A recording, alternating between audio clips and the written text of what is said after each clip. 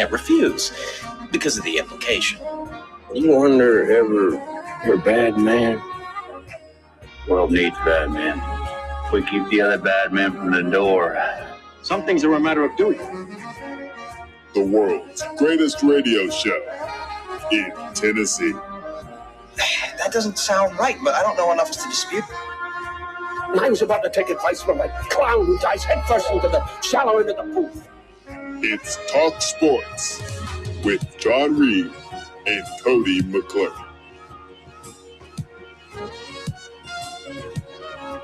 If it is to be said, so it be. So it is. So it is.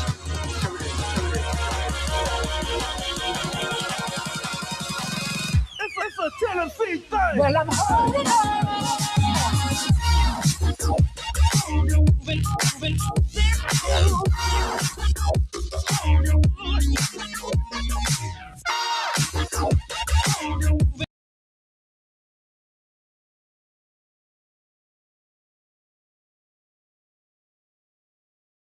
Back in the booth, back on the airwaves, coming at you live from the White Claw Hard Seltzer Studios. John Reed, the man, the myth, the legend, bad news, Bubba. We got Josh. I like it. I love it. Happy Friday morning to you, August 7th. Oh, not quite yet, Bubba. Not quite yet in terms of Big Orange Fridays, but we're getting close. We're getting close to Big Orange Fridays. Tear. Of joy? Of sadness? Just tear. Okay. Some would say tears of joy as we start mowing through these weeks in August, getting closer and closer to the best time of the year, fall and football. Bubba, how are you this morning? I'm okay. Okay. It's better than bad. Yeah. I'll take it. I'll lock it in. Is Bubba going to be okay? That's better than bad. That's the buzzer. Hit the deal sign, Howie. Give me the deal. I didn't really like Deal or No Deal. Really? I loved it when it first came out. I didn't watch much of it, so I can't memorize like how they would do things. I know there'd be like the models up there. Yeah. You're like, what's behind case number 13? It's like we're going to take the best thing from The Price is Right, which is Bob's Beauties, Barker's That's Beauties. Not Plinko, but. Well, Plinko was pretty cool. You are right about that. Plinko was pretty badass. But then I loved all the women on the showcases, which apparently now they show men up there too. In this woke DEI America, we got men models up there, which I guess kind of makes sense because I do feel like most people that probably watch Price is Right are probably old women at home, so they need a little eye candy themselves. I get it. It's fun. Yeah, I was dancing around it, but I guess I can't do it any longer, John. So yesterday, mostly uneventful. Okay. I did go vote after work. Okay. And, pretty much what you expect, just all older men and women there. They've been camping out on my route home for what feels like 6 months now. Like they all just have their little chairs and they sit at this little center that I'm not sure what the center's for, but they've been out there for 6 months with vote for so-and-so for mayor, vote so-and-so for Congress, or what other county commissioner, city commissioner, I don't know. But they've been out there for 6 months, and like it has been just older people trying to get you to vote their way. In some ways, it's kind of jarring because it's like, oh man, like why do they care so much about this? And then there's also like, as a young guy, it's like I guess I shouldn't have that attitude, and it's like it makes sense why like if I'm saying that shows that I don't care enough as they do. Yeah, you should be asking yourself, why don't you care more? Yeah, well, it's catch-22. It's on one hand, it feels nice to vote, act like you're doing something. On the other hand, it feels like it doesn't really matter. But you still went out there anyways. Yeah. Did you get your sticker? I did. Did you post it? No. I don't like posting stickers. Okay. That's a fair answer. I was just wondering. I put on my PS5, though. Oh, cool. I like to sticker bomb things. What are you playing these days? College football. The newest one? Did you buy the newest one? I did. Worth it? I like mascots. Okay. And I didn't buy last year's one, 26. So worth it. For me, yeah. Yeah. Plus, like, I know I'm going to get 600 hours out of the thing. So. Yeah. Dynasty? You've been doing Dynasty? Or I have you do been in that- mascot mode the whole time, just going up against No, different mascots? I like to do a thing where I'll like set goals for myself before I explore the game. Okay. So it's like I'll be like, all right, I'm gonna play as this team and play all of their rivals, and then I'll go through to another team. We're like, all right, let's play all of their rivals. Just against the computer? Yeah. On what mode? Just regular. Okay.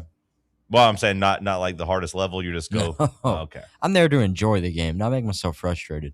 And that's a change that I've done and I've had, and I'm okay with it. I made my road to glory, put it on freshman. Okay, that's a little too easy. And now I'm winning the Heisman. I'm getting 500 yards a game. It's awesome, dude. It's just a daily, just serotonin, just constantly when it's like, oh, that's a 70-yard bomb right there. Okay.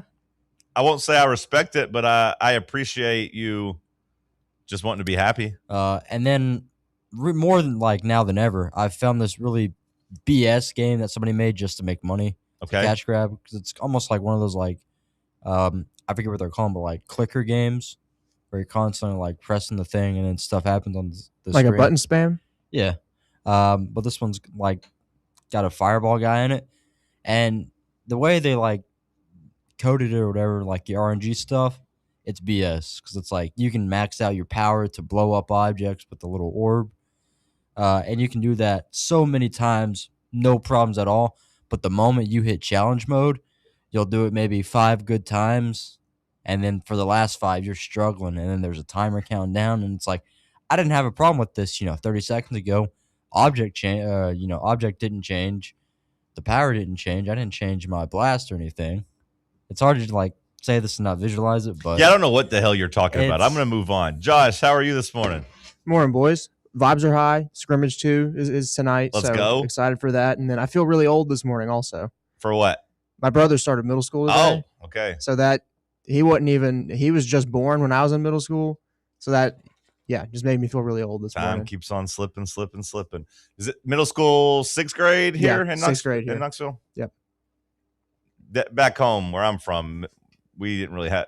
We had like K through 3, 4th through 6th, and then 7th through 8th, with That's an weird. option of staying your freshman year if you wanted. single room schoolhouse. No.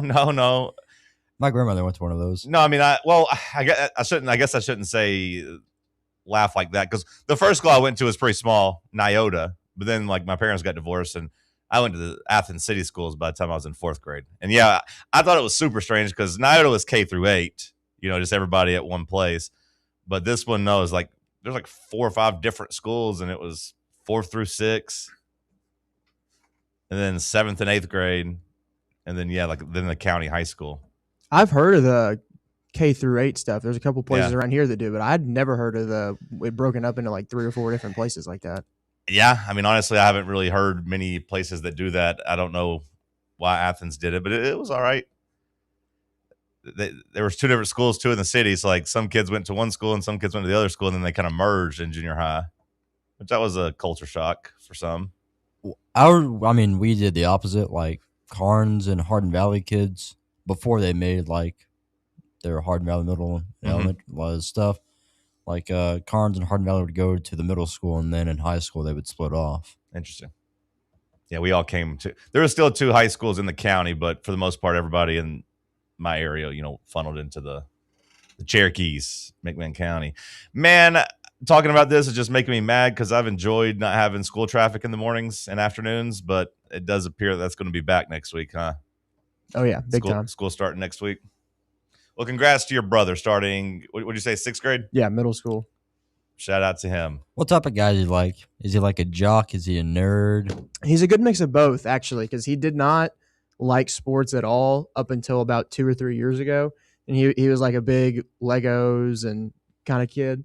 Those are still cool, by the way. No, they're still cool, but like he did not watch sports at all outside of my sporting events, and then within the last 2-ish years, he's kind of really gotten into it. Does he play anything or no? Like video games and stuff? No, like sports. Oh yeah, he plays football, basketball. Yeah, Okay. those are his 2 now. He never really got into baseball, which was a little weird because I feel like every kid at least like gets into baseball. He did t-ball when he was little, but No motion. Although you say no emotion, but that's not true anymore. The banana ballification of the youth. yeah, that's true. We see that new pitcher from the Mets that got caught up. Have you seen Jan. him, Bubba? Jan, yeah. That does like the Spider-Man basically jumping splits after strikeouts. I am now waiting. I think everyone's waiting for the first time someone takes him yard. Like I want to see how the opposing offenses respond to blasting off on him. You think you're going to see grown men in the league dancing around doing his thing to mimic him? Yeah, they're gonna do something. That's cheap.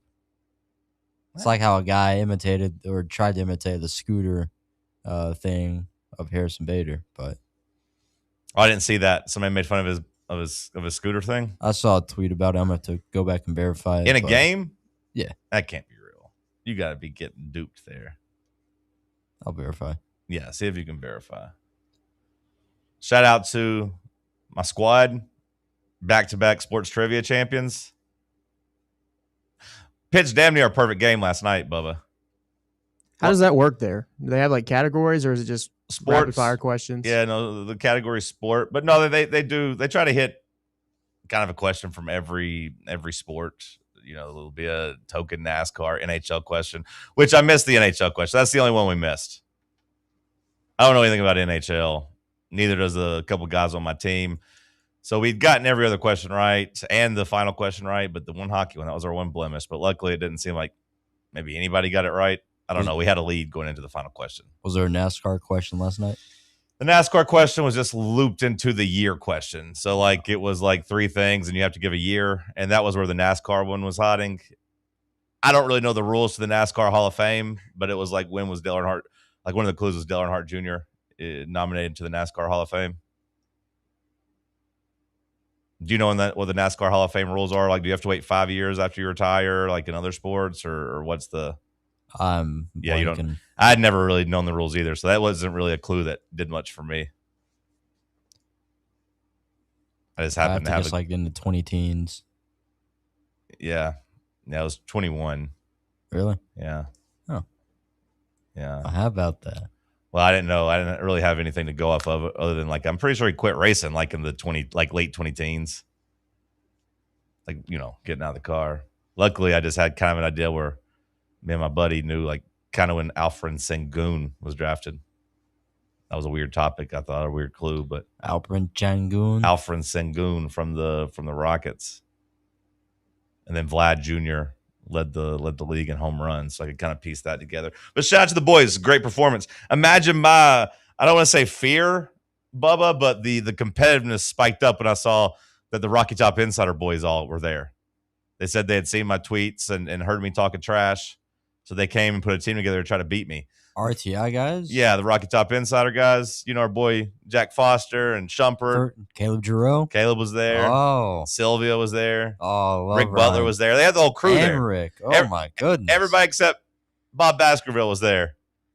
Yeah, but Bob can't do that. I hate to see it for the boys, but they were all taken down. All of them. A group of experts over there. No match for this sports brain here, Bubba. No match for this big sports brain. They were defeated. They didn't get the last question right either, so they kind of maybe came in last. I don't know, but what's that day going to be like whenever you lose?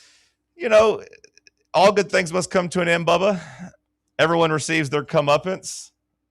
You know, the more I talk about it, the more people are going to want to come and beat me. So it will happen. Kings get overthrown, man. That's it. Yeah. But, you know, even the kings that get beheaded and get overthrown, you know, or exiled or whatever, you still remember them if they have a good reign. And so far, I'm having a pretty good reign. You know what I mean? Yeah. The bad news is, like, for fan run appreciation night next week at the Smokies, I might have to hang out at Barley's and defend my championship instead, because I'm in the midst of a dynasty. You can't walk away from a hot table. You know, I've won 2 in a row. I got to be there for time 3. So you guys might have to handle all the fan run festivities while I'm trying to win a damn championship. I don't know. I haven't made that decision yet. But I can't walk away from back-to-back champions. I don't know. But that was my evening. Did you watch any Hall of Fame game? I did. I missed the first little bit because after I got on voting, I went for a walk.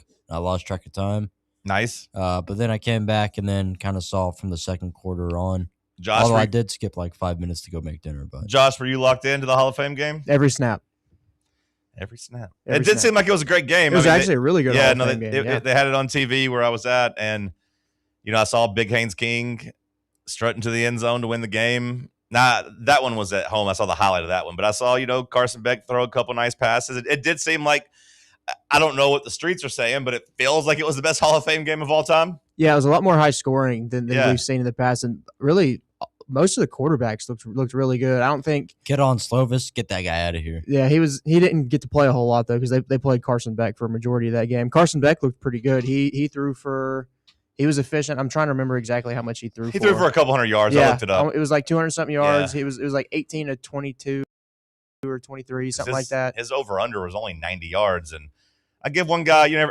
On my algorithm, I'll get just a whole bunch of gambling suggestions from about different things, and I clicked on one where the guy was talking about the NFL Hall of Fame games. Like, I got some angles, and I read, and one of them was like, take Carson Beck's over because he's going to get way more snaps than you think. And that guy was right. I figured he would play the whole game. Why are odds makers so good at this, man? Because it was a pick 'em going into it, and the whole game was pretty much a pick 'em. I will say, heck, man? At the same time, they had Carson Beck's over under at 90 yards, and he threw for like 220, so they weren't that good on that part of it.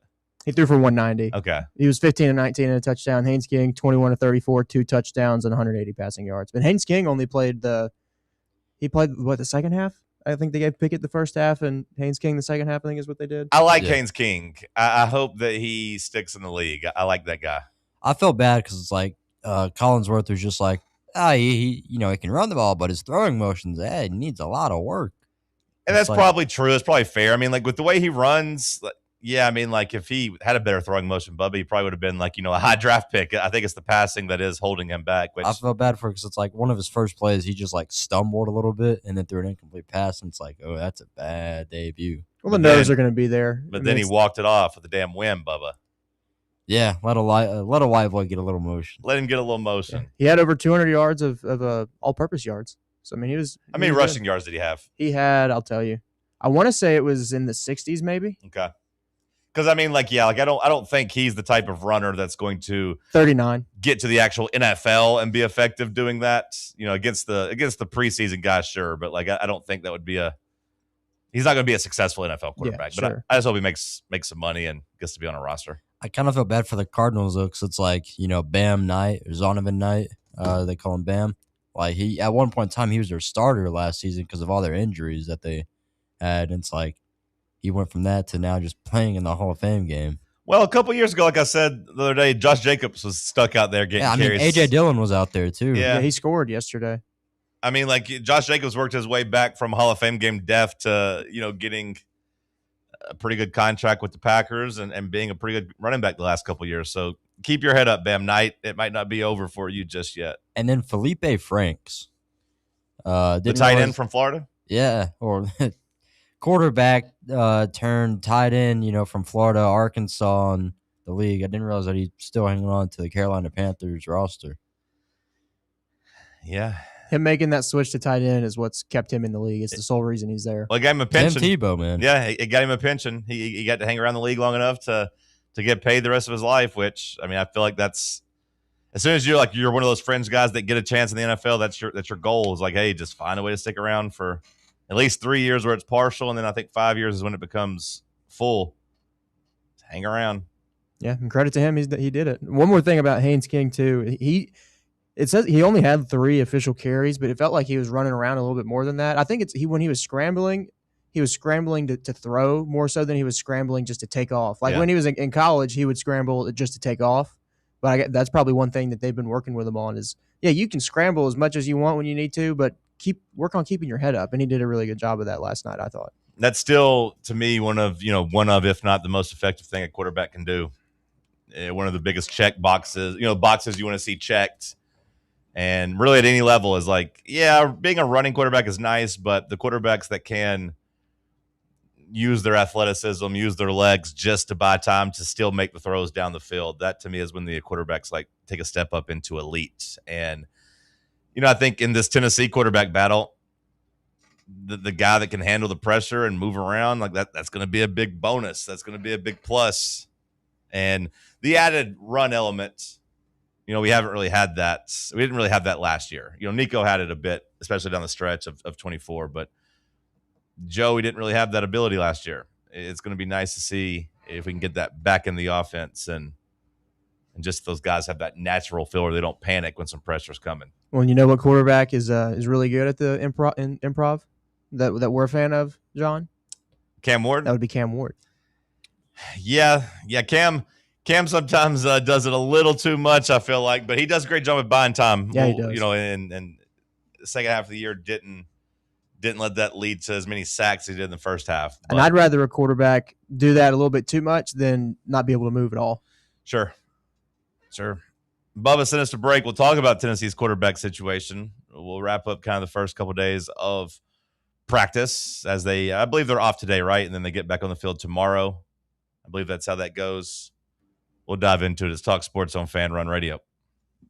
Can't get enough Fan Run Radio? Be sure to like and subscribe to our YouTube channel by searching for Fan Run Sports. What kind of day is it? It's a White Claw day. Grab a pack, grab your friends. Everything else in life can wait. Your friends shouldn't. Let's go. White Claw. Grab life by the claw. Please drink responsibly. Hard seltzer with flavors. White Claw Seltzer Works, Chicago, Illinois. Hi, this is Dr. Stephen Malone at Knoxville Smiles. Has it been a while since your last dental visit? If so, I'd like to invite you to come see us. At Knoxville Smiles, it's our vision to provide the best dental care in town in a relaxed, friendly environment. So if it's been a while and you've been putting it off, don't wait any longer. Come see us at Knoxville Smiles. You can schedule an appointment online at knoxvillesmiles.com or by phone at 865-539-1776. Welcome to Axle Logistics, where excellence isn't just a goal, it's an energy. As a leading third-party logistics company, Axle is powered by an award-winning culture built on a work hard, play hard mentality. Here, the drive for success is contagious and hard work never goes unnoticed. Whether you're just starting out or looking to level up, Axle Logistics is the place to launch your career. Join us and take your ambition to the stars. To learn more, visit axlelogistics.com. Citizens National Bank. Life is more fun with a Good Life account, offering extra benefits, including bank travel. Experience the trip of a lifetime to Ireland. Explore rolling green hills, historic castles, and charming villages across the Emerald Isle. Get in on the fun. Call 865-429-7935 today. Citizens National Bank. Banking never felt so good. Member FDIC. Located in Knoxville's historic Old City, Barley's offers great food, live music, the best draft beer selection in town, and now your new favorite place to watch sports. Their indoor projector is perfect for any weather, and they've revamped their upstairs area with more TVs to take in all of the action. Their menu features hand-battered chicken tenders, juicy burgers, fresh salads, and the tastiest pizza in Knoxville. You can enjoy their happy hour drink specials daily from open until 6 p.m. Barley's Tap Room and Pizzeria. Are you ready for the start of a new season? Maybe looking for your team to go on a tournament run? Get game day ready with Crumble. Head on over to your nearest location and pick up 12 pre-selected cookies plus exclusive toppers. When you're looking for dessert options, there's no question about who you should call on. Our listeners already know. Last year, the Dubai chocolate was a home run, along with the brownie batter. Oreo crumb was another crowd favorite. What new flavor will set the standard this season? If you're in the Knoxville area, there are 3 locations ready to serve you: Clinton Highway, Parkside Drive, and Maryville. Download the Crumble app to build your best lineup and vote on the best combos. You can even put your bid in to request a new flavor. Order in the app and slide on over to your nearest location. Tell them Fan Run sent you, and as always, it's for the fans, by the fans. Don't miss the cookies. Join us for the 3rd annual Fan Run Night at the Smokies, Thursday, August 13th at Covenant Health Park. Come hang out with the Fan Run crew and arrive early to pick up some swag as we watch the Smokies take on the Rocket City Trash Pandas on a thirsty Thursday, featuring half-price draft beers all night long. It's the 3rd annual Fan Run Night with the Smokies, Thursday, August 13th. Listen to Fan Run Radio for details on how to score free tickets.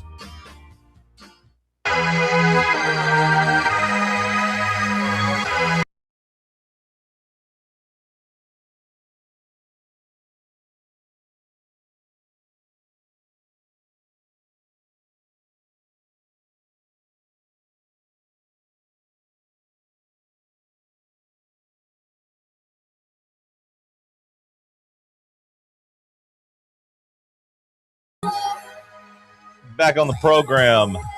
We made it through the first couple of days of practice. It felt good yesterday just taking a 30-second clip of both quarterbacks throwing a 7-yard out route and dissecting it. But boy, did we. Shout out to William Pattison for getting that up on the Fox Sports Knoxville Twitter account and giving me something to watch.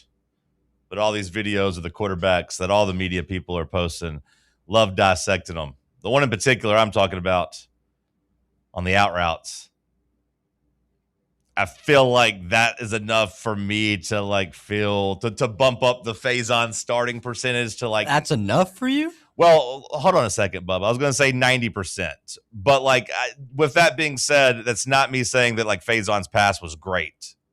Because yeah, sure, it was a little inaccurate. But to me, just the arm talent is what jumped off the page to me, Bubba. That's what jumped off the screen. Again, I'm not pretending like that's a perfect pass, but the zip that it got there compared to the lollipop slow throwing motion of George McIntyre, I feel like those two things juxtaposed against each other, that was enough for me to see and say that's going to be the starting quarterback. It sounds like you disagree. It sounds like you were unimpressed. Sounds like you liked the George pass more. Which I feel like every SEC defense is picking off and taking to the house. Every single one. I just don't know if there's enough for me there to completely overreact. I mean, obviously I see it and it's George floats the ball. And, yeah. But it landed there and then Faison, he's got a little more zip and a little, quickness to his throw. Personally, I don't think it's a little more zip. I think it's a lot more zip, but either way. Okay, you're skeptical. Josh, break the tie. How did you feel watching the video? I mean, I felt pretty indifferent. I'm not going to let routes on air period determine who I think is going to be our starting quarterback. I'm not saying Faison didn't have more zip on the ball. He did. From what I could tell, and what I felt like the general consensus is that Faison, it came out of his hand faster, had a little bit more zip on it, but he could be a little bit more accurate. Sure. Whereas when George, the ball did float. I know what video you're talking about. The ball absolutely hung in the air for a good 2.5 seconds, which is not the best, but he seemed to be a little bit more accurate. So it's just going to come down to who has the most command of the offense when they get into team periods and scrimmages and whatnot. So I don't put a whole lot of stock into routes on air. Where's Staub's at? Well, that's what I'm saying. Staub's not an actual threat here. Come on. They might just be hiding him. They're not hiding him. Staub's not going to damn play. Come on, guys. Whenever they let him talk to the media, they ask him about the other quarterbacks. I can see that. I saw that one poor clip where he's sitting there and I feel like that's why he came to Tennessee, was just to be on a roster and probably try his luck at getting on a coaching staff post his playing career. Get there and try to get into coaching. And that Tennessee offered him a spot to kind of mentor the young guys, be there, help them work, but B, maybe you can get to the coaching side of things afterwards. Staub's not playing. Come on. We did not get a chance to see how much zip and how much poise he's got on these throws. He threw the most touchdowns in the spring game. All that's fine and dandy, boys. All that's fine and dandy. Who knows? Maybe you'll get your wish, and our two other quarterbacks will get hurt, and you guys can the Staub maniacs over there can get their wish. I'm just saying, Vol Twitter was all about Staub in the spring game because he threw a touchdown and the others didn't. Don't stop me now. I'm going to stop you. I'm not going to stop you, but I'm going to stop you. I might stab you if you keep it up, but I'm not going to stop you. Whoa. I don't think you can just threaten a guy like that. I didn't say I was going to stab you. I said I may stab you. Those are two different things. For it to be a threat would be, I'm going to take this and I'm going to take this knife and I'm going to gut you like a fish. I'm going to see what your insides look like. You think Faison has threatened George? Threatened him in what way? I'm coming for you, big dog. No. I feel like they both know they're in a competition, right? I think they both know that what's at stake here. And I've maintained that if George McIntyre loses this quarterback battle, there's a pretty good chance he never gets to play significant power football. I mean, Jake Merfinger, That's what I'm saying. Yeah, George. that's not power football that he's going to be playing. Right. now. That's what I'm saying. Like there's a good chance that like he's not going to have anything on tape, and there's not going to be big schools beating down the door to come and bring him in. Like this might be his only shot. If Faison Brandon were to lose this battle and enter the transfer portal, I think people see enough there with his size and where his rankings were. He'll find a job somewhere. I'm not sure I could say that about George McIntyre. So whether or not Faison Brandon has threatened him, that shouldn't really matter because George should be fighting for his football life as far as I'm concerned. I do appreciate how crazy people are in reaction to this, because it's like, I think somebody went out there and looked at their Instagram accounts and showed like the last post that each track had, and one was with his go lucky girlfriend and they're whatever, all in love, and then Faison's just locked in from. Yeah, I mean, Faison hadn't really posted since like high school season ended. I mean, I don't know if that stuff matters, but what I will say, I don't want my quarterback on social media. Yeah, I mean that's probably fair. I mean, but at the same time, it does kind of go back to what I'm saying though, like in terms of it does feel like one quarterback has the stories written about him being here locked on campus, like here during the break every morning, being there for 8 hours, 10-hour days.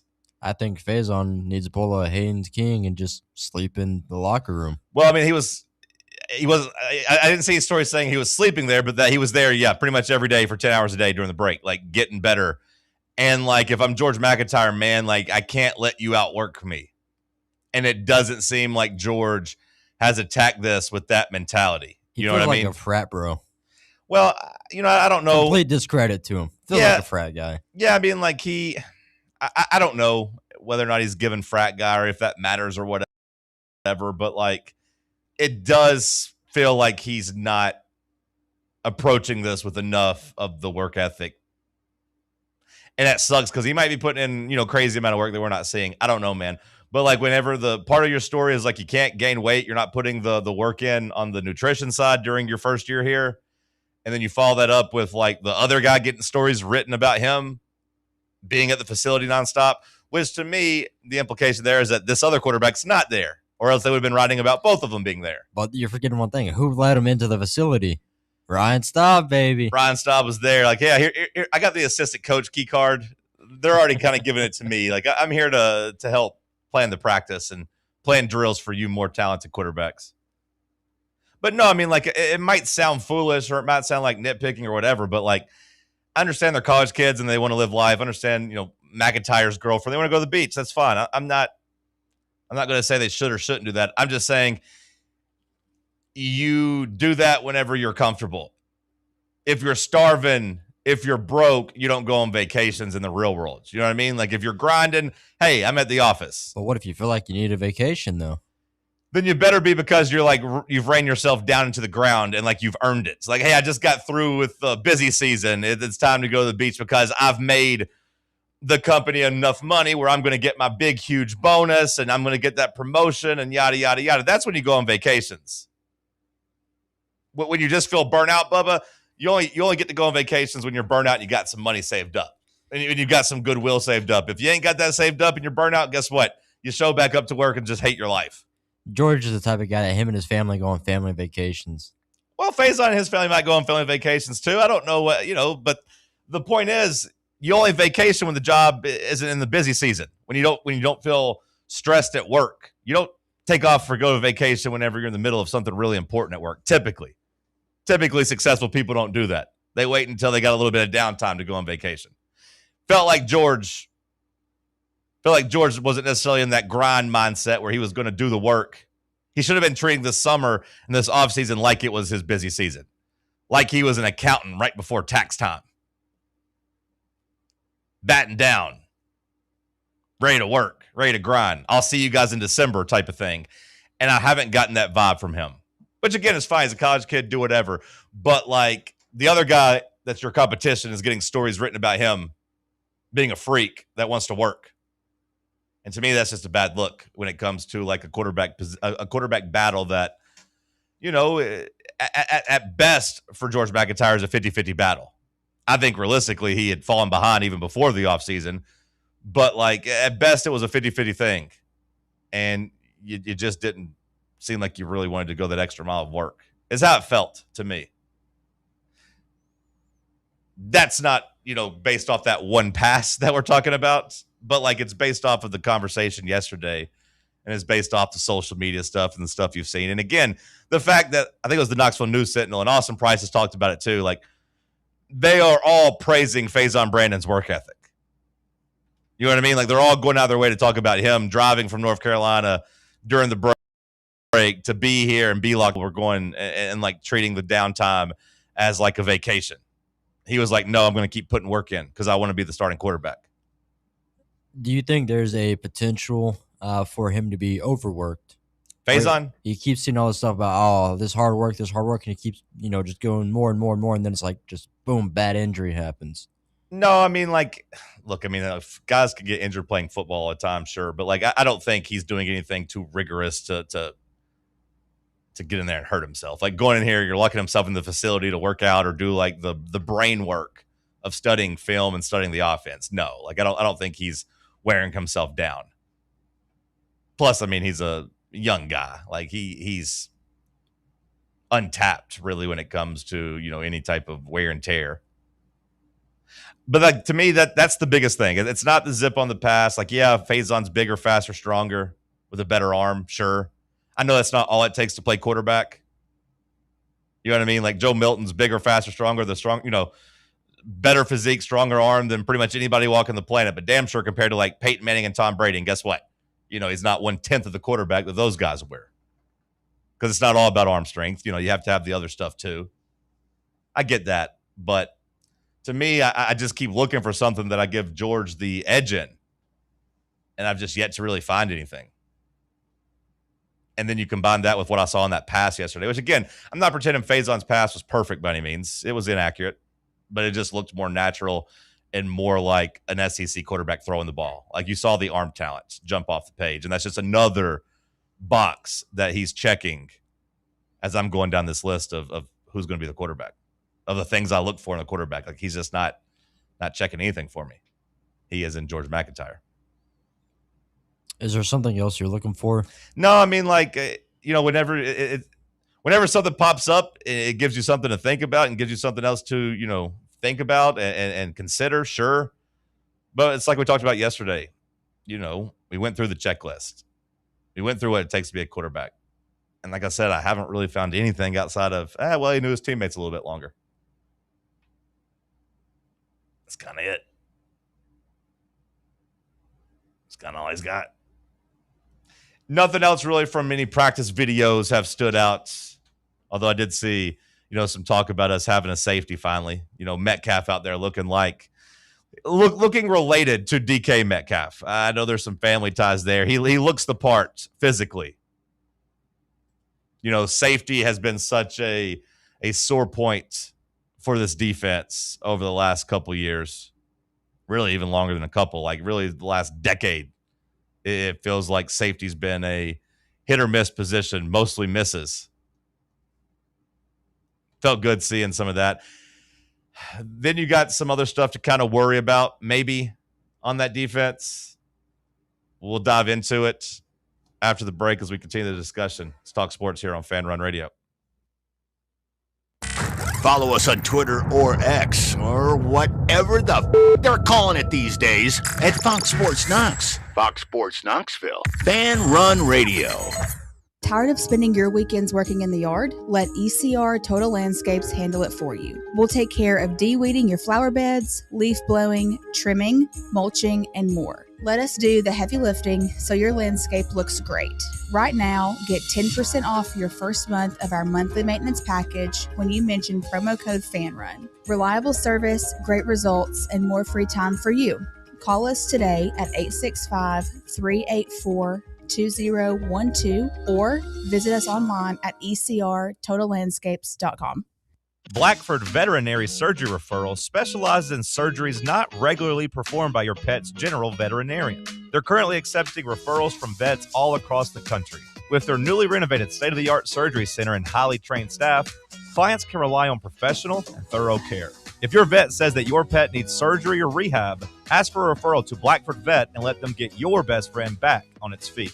Located conveniently in West Knoxville. For more information, visit blackfordvetsurgery.com. Smoky Mountain Brewery is the place to be for game day. From the moment you walk in, it's wall-to-wall big screens, making Smoky Mountain Brewery the perfect place to watch the Vols or your favorite team in action. With locations in Turkey Creek, Maryville, Pigeon Forge, and Gatlinburg, you're never far away from a great time at Smoky Mountain Brewery. Try one of their world-famous microbrews like Black Bear Ale, Mountain Light, or Cherokee Ale. Juicy burgers, wings that bring the heat, and delicious handmade pizzas made with hand-tossed crust from the freshest ingredients and their own special sauce from a secret recipe, topped off with hand-grated cheese and farm-fresh toppings. And don't forget, those famous microbrews are also available in kegs for your next party or in 6-packs and growlers to go. So grab your crew and head to Smoky Mountain Brewery and tell them Fan Run Radio sent you. Smoky Mountain Brewery. Eat local, eat good.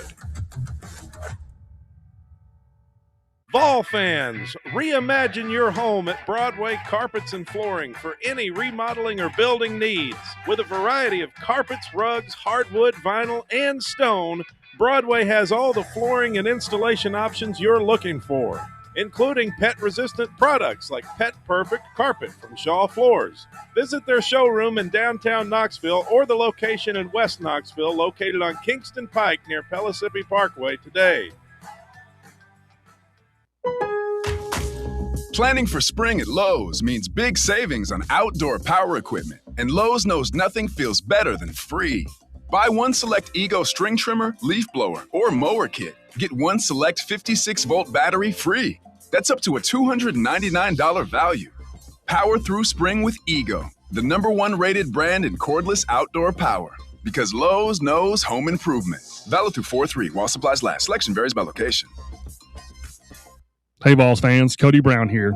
I grew up right here in Tennessee and know what it means when someone says, I've got your back. That's why you can trust Farm Bureau Insurance of Tennessee. Whether it's your home, your vehicle, your family's future, or the business you built from the ground up, we will show up for all of your insurance needs. We are Tennesseans who understand what matters, which is doing right by you. Insurance is not all about just paperwork and policies, but it's about the people we insure every day. So if you want insurance that hits home, give me a call at 865-992-3871. Go Vols.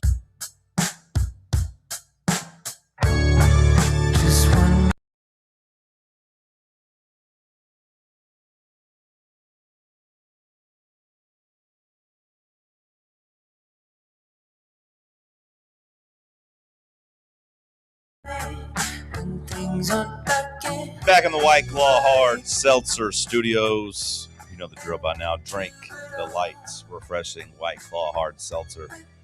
Talked about Metcalf looking the part out there at safety. But I will say from the first couple days of practice, the other part of the secondary, the cornerbacks, making me a little bit nervous. You know, that's where we've gotten our worst updates injury-wise with Jadace Richard, the Miami transfer, being ruled out for the season. There's one guy down. And then your best cornerback on the roster, or at least returning cornerback on the roster, has missed the first couple of days of practice due to an illness, you know, in Ty Redmond's case. Josh, is it an overreaction to be a little worried about the first couple of days of work at the cornerback position here at Tennessee? Yeah, I think so, just a little bit. Ty's going to be fine. Like you said, it's just an illness. It's the first 2 days. He's going to be okay. He's got a whole month to ramp up into this thing, plus a tune-up game before we go to Georgia Tech. I'm not worried about Ty.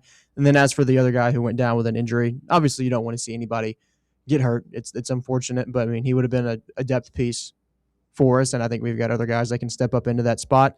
And I'm confident in Ty and Kyan Lee. Yeah, no, I like the guys that you brought in, but I think I'm just a little jaded because of last year. You know, it felt like you couldn't. Which is fair. Yeah, it felt like you needed as many depth pieces as possible. That's why, on one hand, it's easy to dismiss the Miami transfer as a depth piece, but felt like we needed those last year. It felt like, you Sure. were running out of even the depth pieces. You lost your stars, and then next thing you know, you're down to walk-ons, and you couldn't really cover. Now, on the flip side, if you do want to take a glass half full, a good news Bubba type of vibe with it, these guys down the depth charts are getting extra work in practice. You're experimenting with some other stuff. I saw Volquest, talking about Joel Wyatt, the young guy you brought in from the mid-states, who you brought in as a safety, that you are now, giving him a chance to work at some cornerback. That's not the Greenville guy, is it? So you're getting some guys, that are getting reps that they might otherwise be getting. What'd you ask me, Bubba? If that was a kid from Greenville? Well, first of all, No, the kid from Greenville's a receiver. Yeah. First of all, you can look it up yourself versus sounding unintelligent. But no, Joel's the guy. I said from the mid-state. I literally said from the mid-state, Bubba. Did you not hear me say that? Murfreesboro, the borough, Oakland. Did you hear, Bubba? You need to take some Q-tips and clean out your ears. Don't do that, actually. They say it's bad for you. Don't take your headphones off. Lock in. You don't get to be loud and wrong, Bubba, and then shut down. This is what I'm talking about with George McIntyre. Josh, relay the message. You can't hear me because he took his headphone off. I can hear you. Tell him this is what we're talking about with George McIntyre. He says he can hear you. When it's go time, Bubba, you work harder. You don't shut down. You made a mistake. It's okay. Learn from it. Lock in. Be better. You're my special boy. Lock in. But I literally said from the mid-state. You remember? Because we beat God forbid I get where a guy's from wrong. Oh, no. It would have been fine. I don't expect you to know, but it's more so just I literally said from the mid-state. I literally said it. Maybe I don't trust your geography, John. Well, there should be some extra egg on your face then. There should be some extra egg on your face for doubting me, and then I was right. And by the way, you can easily just Google it yourself. Also, yeah, Bucko. pardon me. I got him and Zay Anderson. That's the guy from Greenville. Well, look, here's what I'm going to say, Bubba. Just since we're talking about it. You're being a little bit you're playing favoritism. There's a lot of in-state kids here that deserve the same amount of love that you give big bad Deshaun Bishop. Just because you guys went to the same high school doesn't mean that you have to neglect all the other Tennessee kids that you didn't go to school with. You're being a little disrespectful. In-state kids matter all across the state. It's not just in-state kid, but also from Carnes, who's a Beaver. No, show some love to all the in-state kids. If he's from Cordova, I don't care. That's not Tennessee. That's Memphis. Well, that's different. Okay, that's fine. If you want to say that you're going to draw... If he's from Brentwood Academy, I don't care. Is that because he's from Brentwood, or because is that because he's from the mid-state, or because it's Brentwood Academy and you think of them as snooty tooty? I was about to say, what's wrong with Brentwood? Yeah, you just think they're just a little uppity over there? Do you feel the same way about Murfreesboro? Because, I know it's not... No, I feel bad for Murfreesboro. You feel bad? Yeah. What's wrong with Murfreesboro? Ain't nothing there. Yeah, there's really not a lot in Murfreesboro. I went to school there, but only for 3 months, and I was like, there's nothing here. I got to leave. So I can't really push back on that. I didn't much care for it. I left pretty much every weekend. Which is funny because that's what my friend's dad told me. He's like, don't go there, son. You don't want to go there. That's a suitcase school. That means you're just going to keep your suitcase packed, come home every weekend. Sure enough, he was right. Everybody goes to either Nashville or Knoxville from there, I'd imagine, right? For the weekends. I didn't really stick around long enough to develop a friend group that did anything. I just stayed friends with my guys in Knoxville, and I would just come home and go to Knoxville, yeah. I don't know what other people are doing. I would imagine a lot of people follow suit though, because football games aren't as big of a deal there. There's not going to be Greek life isn't that big a deal there. I think I disagree there. Or at least when I was there, they really? said Okay. Greek life was big, but they said pretty much that was the only thing you could do. Okay. Either you're going to join a fraternity or sorority, or you're going to transfer. It's kind of what they told me, and I didn't join the fraternity, and I transferred. So I don't know if it's big or not, but I do know that like at least some people that will keep people yeah, there. Yeah, some people were doing that. But yeah, the first semester was fall, obviously, and it was really depressing on those Tuesday, Wednesday nights when they try to get you fired up to watch them play football. Compared to like, Saturday, like my friends here at Tennessee getting ready for big game days. Yeah, so I just came here instead. Going back to the quarterbacks, though, it's Ty Redmond. Seems like he's been out a little bit. Yeah. And then also, I think, at least I just saw this article when I was scrolling through, but from like Austin Price or somebody associated with that. Jadaeus Richard, also injury, perhaps. Yeah, season ending. Out for the year. Yeah, the Miami transfer. That's what we were kind of talking about with the depth piece. That must be when you had your headphones off, not listening. But yeah, no, like that's Redmond not being out there is to me a 3 out of 10, 2 out of 10. I say that because of the leadership part. Like Redmond has a chance of being the best player on the defense, or at least like the best player in the secondary, especially from the holdovers. Like he's the guy kind of connecting the pieces there. And I just want him out there with the guys because I want him to kind of develop the leadership part of it. But like Josh said, not really worried about him because he'll be back on the field soon, I assume. I haven't seen any, specifics about his illness. I assume it's nothing long-term. But yeah, no, the losing Richard, it's a depth piece from Miami, but it's just another body going down after a year of having guys go down last year. I think we could see maybe a safety transition over to being a corner because we are really deep at safety. Well, that's what they were trying with Joel Wyatt. That's why we were talking about him, the mid-state guy. I mean, they brought him in and let him work at safety.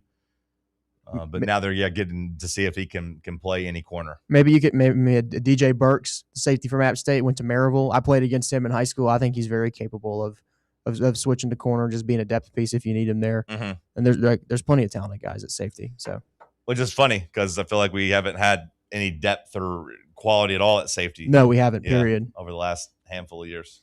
I know he's slated as like a nickelback, but the other Metcalf brother out there, Tevis, or however you properly pronounce his name. Yeah, I mean, like you kind of like the same conversation about the offensive line. You're just trying to find your best combination.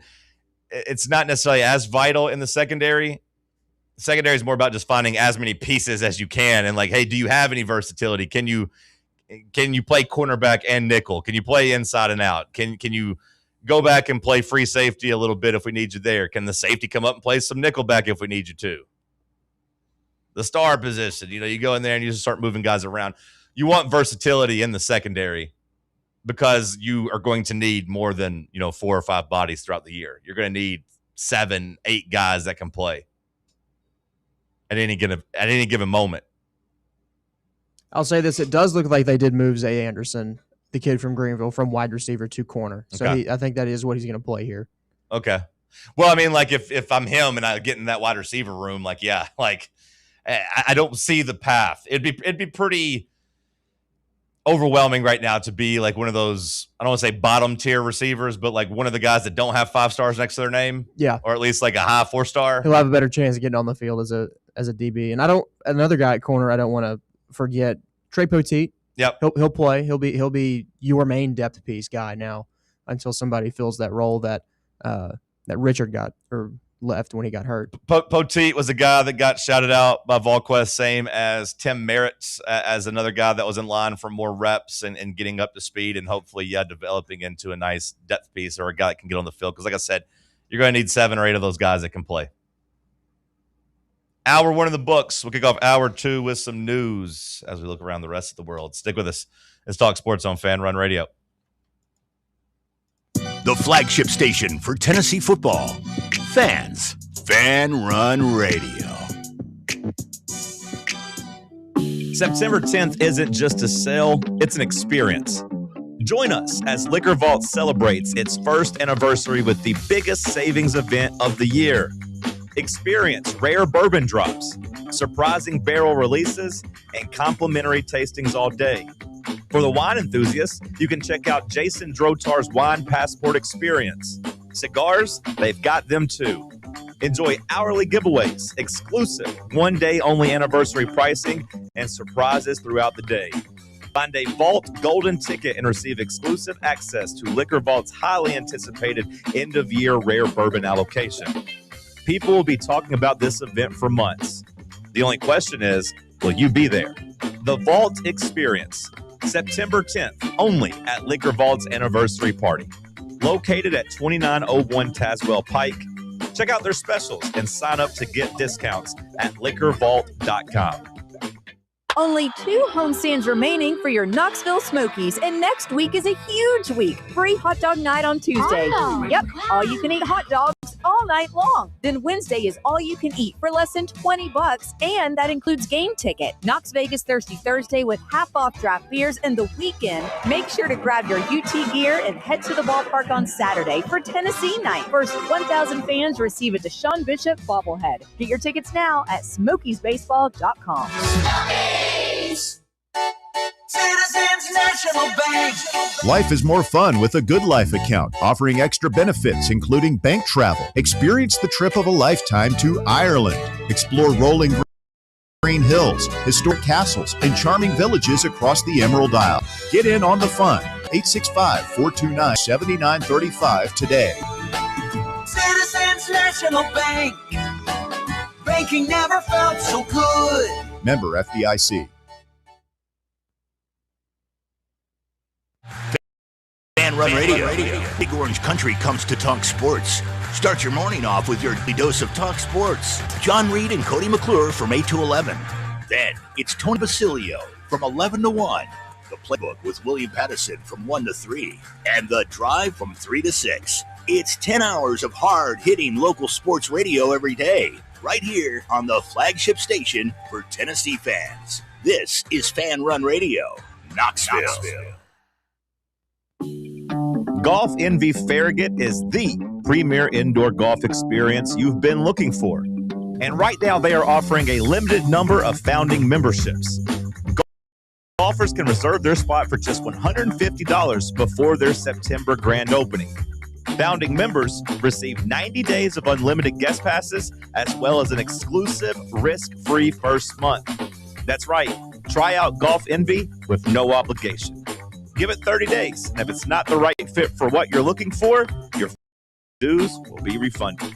Members will get access to their Golf Zone 2 Vision NX Simulator technology, the most realistic sitter on the market, where they can play more than 300 courses and compete in leagues and tournaments with players all across the country. Golf, rain or shine, 24/7, 365. To learn more and become a founding member, visit their website at farragut.golfenvy.com/presale. Running a business, coaching a team, planning your next big event, you need more than just gear. You need SM Athletics and Logo Solutions. Custom uniforms, branded apparel, promotional products, done right, done fast, and built to show off your brand with pride. From local businesses to high schools to major universities, SM Athletics is trusted by winners. Get real service, get real quality, get noticed. SM Athletics and Logo Solutions, where your brand comes to life. Visit smathletics.com and let's build something great together. You're listening to FM 105.7 and AM 1340, WKGN Knoxville, and W289CU Knoxville, Fan Run Radio.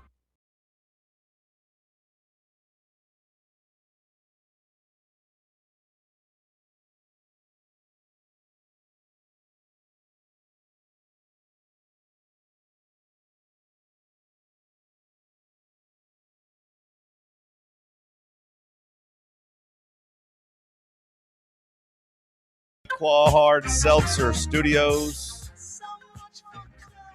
Let's kick off hour 2 with a batch of the news. I'll get us started as we had another record-breaking contract handed out yesterday.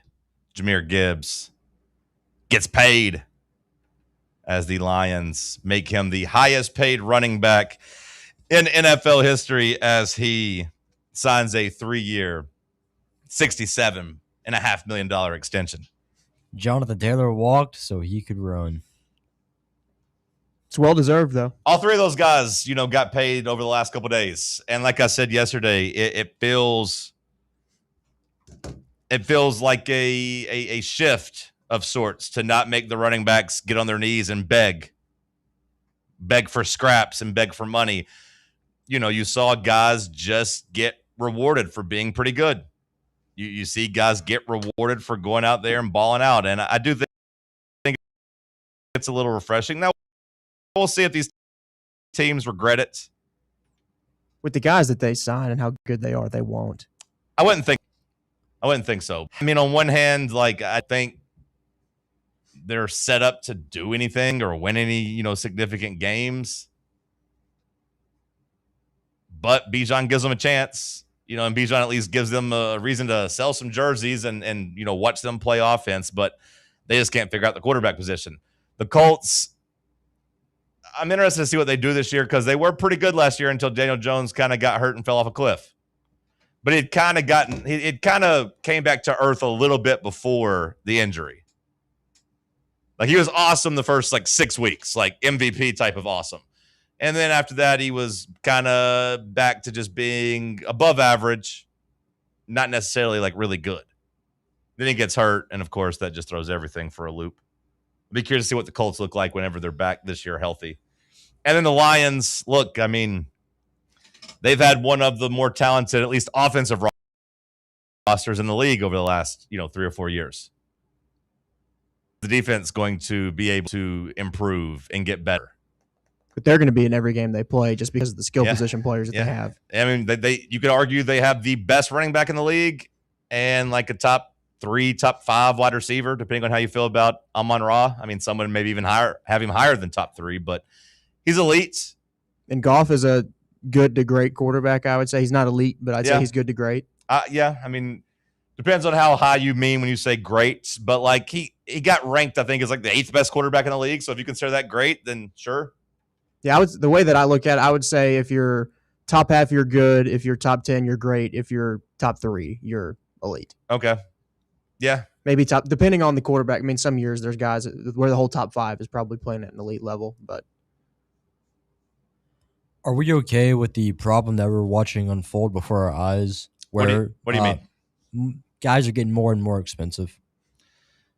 And on one hand, it's deserved, but on the other hand, we can see we have an idea of what happens whenever salaries start getting a little bit more and paychecks start getting a little bit more. I think that's just the nature of the game now. And I mean, guys are going to get more expensive. And also isn't it just kind of general inflation too? When you ask if I'm worried about that or have a problem with that, do you mean from a roster building standpoint or just every athlete's making so much more money than the regular person, humans walking around? Well, no, not that because they already are. Well, I don't love that part about the NBA. More from the roster perspective. The NBA salaries have gotten a little gross whenever somebody I saw that, who was it? But whenever Devin Booker started getting $70 million, okay, this seems a little outrageous. This seems like we've lost the plot a little bit. And now these new contracts are going to be who was it that was eligible for a 4-year, $360 million extension? I'm that seems absolutely bonkers that you can basically be a billionaire just off of 2 contracts. Whenever that used to really mean something in sports, there was only 2 or 3 guys that would ever be a $1 billion athlete. And now you can be that in the NBA just for playing for 8 years. That part of it does feel a little gross. But in terms of the roster construction, I'm not necessarily worried about those running backs getting paid more, Bubba, because it's probably in line, same percentage wise with the salary cap. It's just gone up and teams are allowed to spend more money. So they're just going to pay the players a little bit more. Now those are 3 elite running backs, with Taylor, Gibbs, and Bijan. I mean, you could say, if you told me those were the 3 best running backs in the league, I don't think I would really argue with you right now. I don't even know who would be in the mix as competition unless you just felt a certain way about the old guard and, Henry and Saquon. But Gibbs, Robinson, and Taylor, probably the 3 best running backs. So it's kind of weird that they all got their extension and all got their new deal basically within days of each other. But the money is still going to be a little bit more than they used to pay running backs, but still not anything crazy. Same as Zay Flowers getting $140 million. That seems crazy to me, but when you look at the percentage of the salary cap, it's probably not that much different than they used to pay wide receiver ones. Just sounds bigger. All right, Josh, hit us with some headlines. Yep. Speaking of wide receivers getting contracts, Stephon Diggs has officially signed with the Washington Commanders. Does that move the needle for you at all? I think Diggs has got a little bit left in the tank. I don't know how I feel about a wide receiver room where the 1 and 2 option are Diggs and Terry McLaurin. But I couldn't help but think about Stephon Diggs and Jaden Daniels' mama. Jaden Daniels' mama is always hanging around, and Stephon Diggs, he's one of those guys that seems to always get into something when it comes to chasing sex. There was a video that went viral a couple years ago in Minnesota where they, how like the social media team will ask like questions to the players. Yeah, who wouldn't you let date your? It was all Stephon Yeah, Diggs. it's like who would you least want to date your sister? And every single player immediately says Stephon Diggs. And then you see all the stuff with Cardi B and all the lawsuits with like the people in his life, and you're kind of like, oh, okay, that makes sense. So when I saw these signed in Washington, I was like, oh no, keep Jaden Daniels' mama away from him, because that's a good way to blow up that locker room. But no, I mean, I don't really love Washington's skill position players. But like them signing Diggs was like a couple days after I saw the reports out of there that really like the former Titans tight end Chiga Kongwu was really their second wide receiver is how they're treating him. I was like, that's not a good sign. No, I like Chig though. Yeah, no, I do too, but like not as my wide receiver too. No. Right. Like I think he's fine. I like him as a receiving tight end. Sure. But like, I still don't want him to be the second best pass catcher I got. Yeah, so I mean the move felt warranted at least. Yeah, they needed help. Brandon Ayuk's got to be sick though. He's been waiting for that. He's been waiting for that call to get to play for Washington. I'm so glad that he's unable to, but also kind of scared because it's like, what happens next for him? Yeah, it's going to be a dark ending. I think whatever happens with Ayuk, like he's clearly going through some stuff, and he's only got a couple options. He either resorts to like Twitch streaming, or he just goes completely OJ off the Simpson. deep end. Yeah.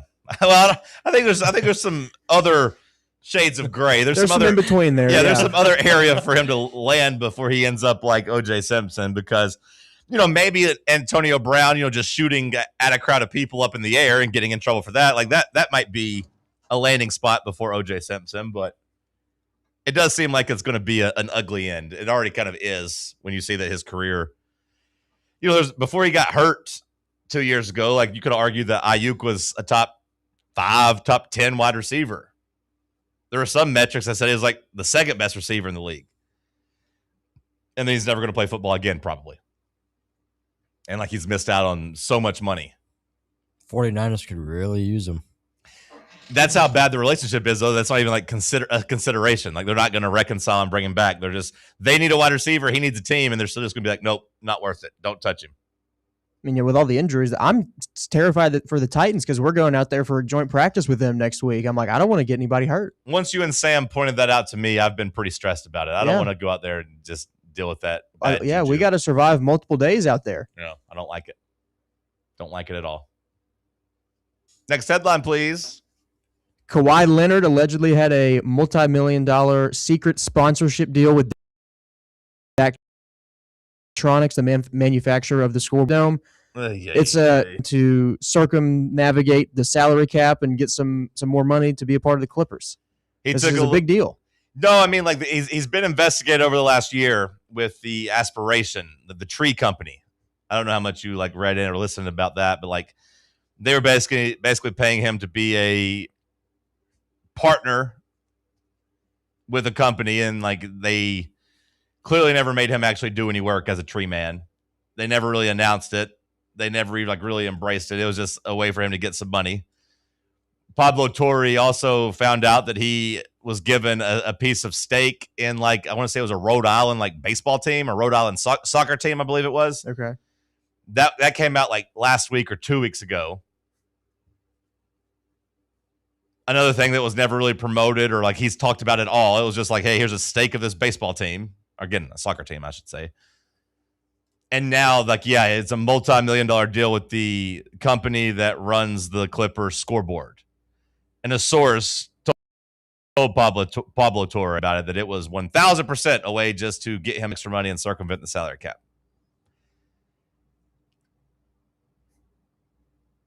it feels like there's too much stacking up against him. That like they're going to have to do something to Steve Ballmer. They're going to have to do something to Kawhi Leonard. They might not let him go to Toronto. Well, it's already hung up the trade. Yeah, I was going to say like it felt like they just broke up with Kawhi Leonard partly because of this scandal. It was like, hey, yeah, we'll get rid of him. Sorry. But now the NBA is kind of like, well, we can't necessarily process this trade until this investigation's wrapped up. And Toronto's like, well, we're not taking the blame. We're not getting punished at all for this. Like, we're not taking on a player if he's, going to possibly get suspended or anything. So let us know. And the NBA's like, okay, we will. I don't know when we'll let you know. And the more and more stuff comes out, the investigation's only going to get deeper. So, like, not only are the Raptors now attached to this and now, like, involved in it, but, like, there's other players, too, like Brandon Ingram, who, like, doesn't know where he's going to play basketball next year. He probably really wants to get back to L.A. where he's from. It's not even next year. It's in 2 months. Yeah, it's fair. Yeah, like, I say next year, but, yeah, it's literally October. So they got to kind of wrap this up. And then every time something new comes out, the Rhode Island soccer team, the scoreboard thing, I imagine it just makes it a little bit tougher to actually make a ruling or at least clear it and say that there's nothing wrong here because there's clearly something wrong here. Which is really funny that Steve Ballmer cheated and, like, they still sucked. They got to the conference finals, but Kawhi Leonard was hurt. Like, Paul George carried them to the conference finals that year when they lost to Phoenix, I think, in 21? I believe yes, so. yeah, it was the year after the bubble, 21, yeah. Yeah. They got the one conference finals run, but they never got the payoff they were expecting with Kawhi and Paul George when they were the favorites in the West. Next headline, please. Titans T-Rack, the mascot, just went through a complete rebrand also. Instead of that, like, tan, brown, and the goggles that he was, he's now full raccoon. He's the gray, white, and black. Complete rebrand for him. Really? Yeah. T-Rack Titans rebrand. I haven't seen this yet. Let me. If you can't find it, I'll send it to you. Okay, rebrands. Let's see. I'm sure it's on the internet. Let's see. Here, I sent it to you right now too. Perfect. You text it to me? Yep. Okay. Perfect. So this just came out like the last 30 minutes. Oh, that was shocking.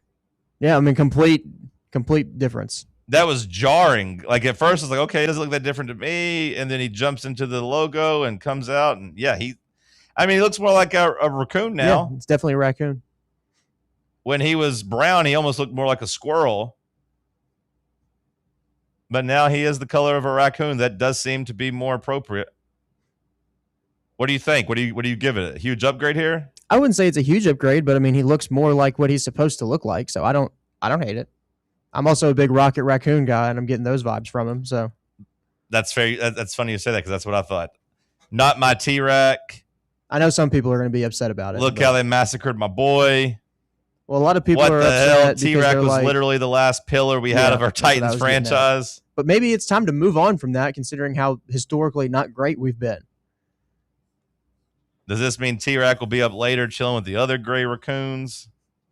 I think you guys should just have an actual Titan as your mascot. I do agree with that. But, oh well. So personally, I don't hate it. I really don't mind it. His joy and wacky whimsy are gone. Bleep this.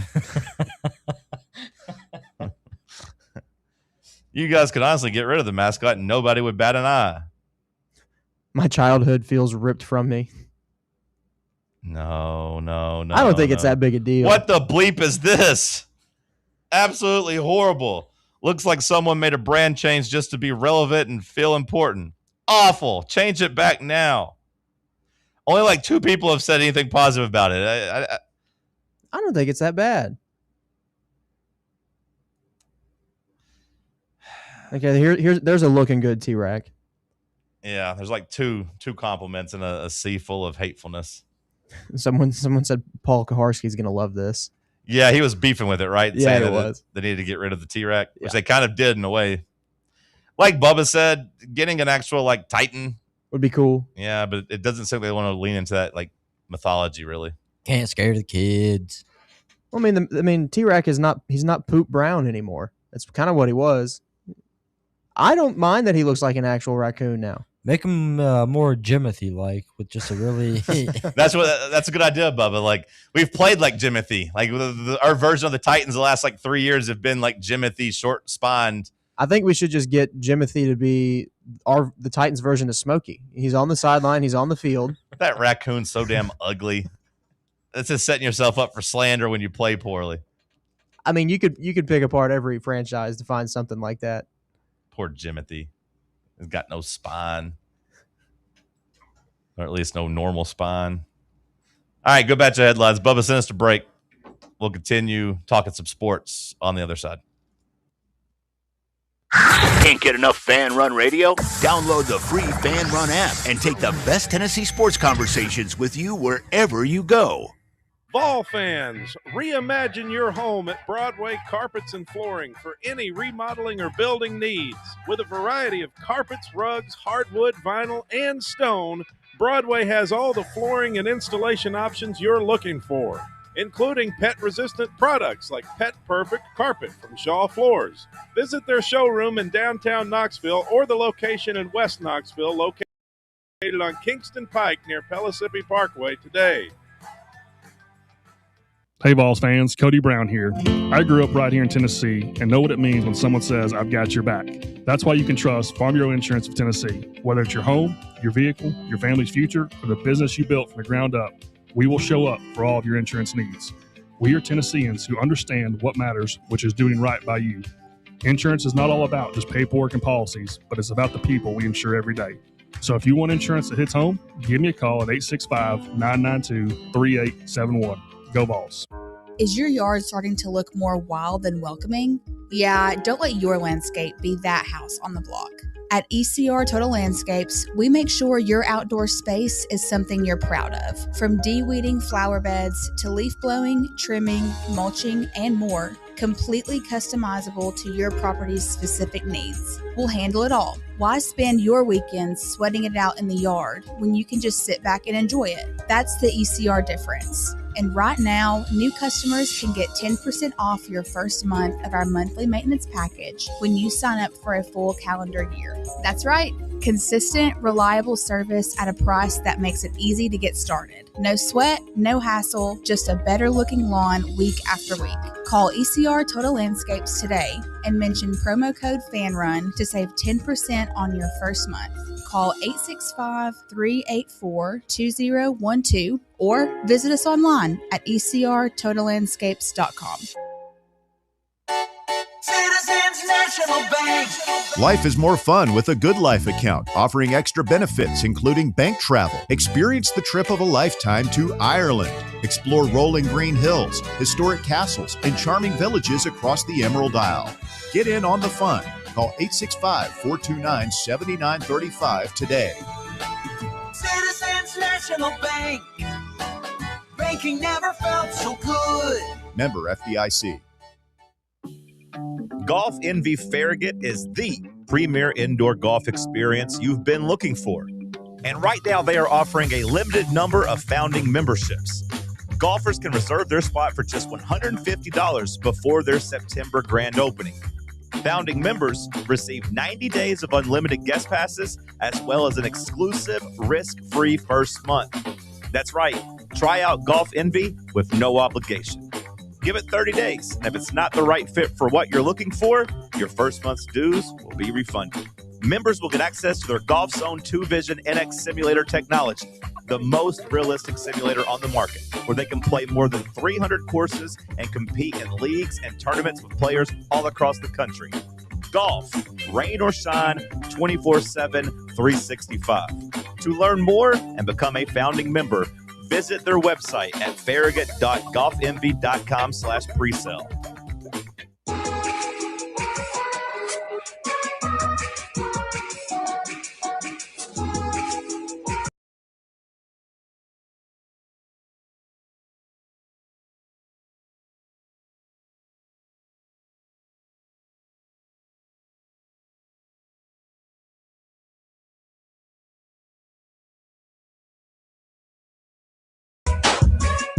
There's certain things that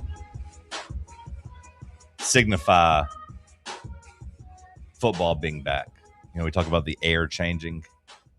That's always a giveaway. The calendar changing. A little colder out there. Ooh. To August. School starting back up for the kids. Dabo saying something dumb in the media or something kooky, something weird, as he talks about how they don't have any starters at Clemson. Every job's up for grabs. Go out and win the day. I get what he's saying, but also it's just he's becoming more and more like Butch in my. Oh, he's been Butch for a long time. It's just he was a national championship coach, so he was allowed to say stuff. But now his teams are declining, so yeah. Now he's way more Butch than ever before. And then you also got to get the annual like Kentucky fans being a little bit too proud of their football team.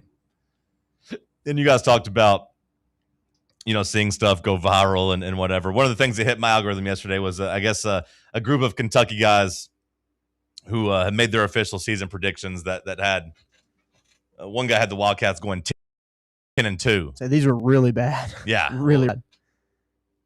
One guy had 8-4? It was 8-4, 9-3, 10-2. All three of them picked Kentucky to beat Alabama. All three of them picked Kentucky to beat Tennessee. Which, look, if you want to tell me that you think your team's going to go 8-4, okay. Like if you're one of those guys like us that does media but also kind of roots for the team, like I understand you don't want to come on here and bang the drum like, oh, we're going to go 7-5. Oh, it's going to be 6-6. They got a new first-year head coach. They want to be excited for him. 8-4, I'll allow. 9-3, yeah, you're kind of losing me, but 10-2, I mean, my God. And then, like you said, predicting both beating Alabama and Tennessee. It's not going to happen. I mean, they got talent on that team. CJ Sir from Texas, Lance Hurd. They're fired up about Lance Hurd. They're fired up about Will Stein. I do wonder how Lance Hurd feels going to Kentucky, in part because you didn't want to be a right tackle, but then also seeing like Darnell Wright at Tennessee just get paid. Yeah, just make basically what left tackle money is. I mean, I know it's not quite the same amount, but like that stigma's gone in the NFL. Right tackles are getting paid. Right tackles are getting paid. If you're really good at your job, you can still make big money. Part of why Hurd didn't want to be here was because he wanted to play left tackle only, which feels like a misstep as far as I'm concerned, but whatever. Enjoy Kentucky, I guess. Same Kentucky that, hasn't really ever accomplished anything in football. That doesn't feel like they're going to really accomplish anything. Whereas Tennessee, I won't act like we're world beaters, but we're at least in the conversation. We're at least in the mix here. But yeah, no, 10-2 Kentucky. That's maybe a little bit more drastic than I've seen in years past, but every year Kentucky gets the nice boost of people trying to buy them as a legitimate team. Hasn't really worked out yet. I just don't understand. Are we even sure they're going to bowl game? You want me to pull up their schedule and we can go game by game with them? You know what? They are going to beat Alabama. I will pull for them to beat Alabama. I hope they do beat Alabama, Bubba. I don't think it's going to happen, but like they're going to be fired up for the first real chance to feel like they're competitive in that first quarter for them. How damn mad would Alabama be if they lost to Kentucky? And I mean, pair that with the Vandy loss 2 years ago too. 2 out of the last 3 years, you lose to Vandy and Kentucky. Goodness gracious! I know that was a college football talking point yesterday. Was Josh Pate talking about whether or not DeBoer would get fired if he went 8-4 or whatever. But like, if one of that 8-4 is losing to Kentucky, then I feel like he should get fired. I feel like they should go ahead and pull the plug there. Like, I think that if they lose, they play the second week of the year. Yeah, week 2, September 12th. Same week we played Georgia Tech. Kentucky and Alabama are playing a conference game. 3:30 on ABC. If they lose that game, they should just fire DeBoer on the spot. They might. They should. They'd rather have Nick Saban come out and talk about how we need to fix college football. Here's what we can do. Fix college football. Well, fix Alabama is what I would be saying if we lost to, Kentucky, if I were them. But, yeah, I mean, like, you can run through their schedule real quick if you want to, Josh, and see what you I don't know if they win a conference game, guys. They play Youngstown State week 1. That's a win. They'll play Alabama. They're not winning that game. Then they go to A&M. They're not going to win that game. They'll beat South Alabama. That puts them at 2-2. Then they go to South Carolina. I like South Carolina. Then they play LSU at home. I like LSU. Then they go to Oklahoma. I like Oklahoma. We're 2-5 already. Then you got Vanderbilt coming into town. I'll give him Vanderbilt. That's 3 maybe, and 5. Maybe that's their win right there, their conference win. I'll give him Vanderbilt. That's 3 and 5. They go to Tennessee. I like Tennessee. Then Florida comes to town.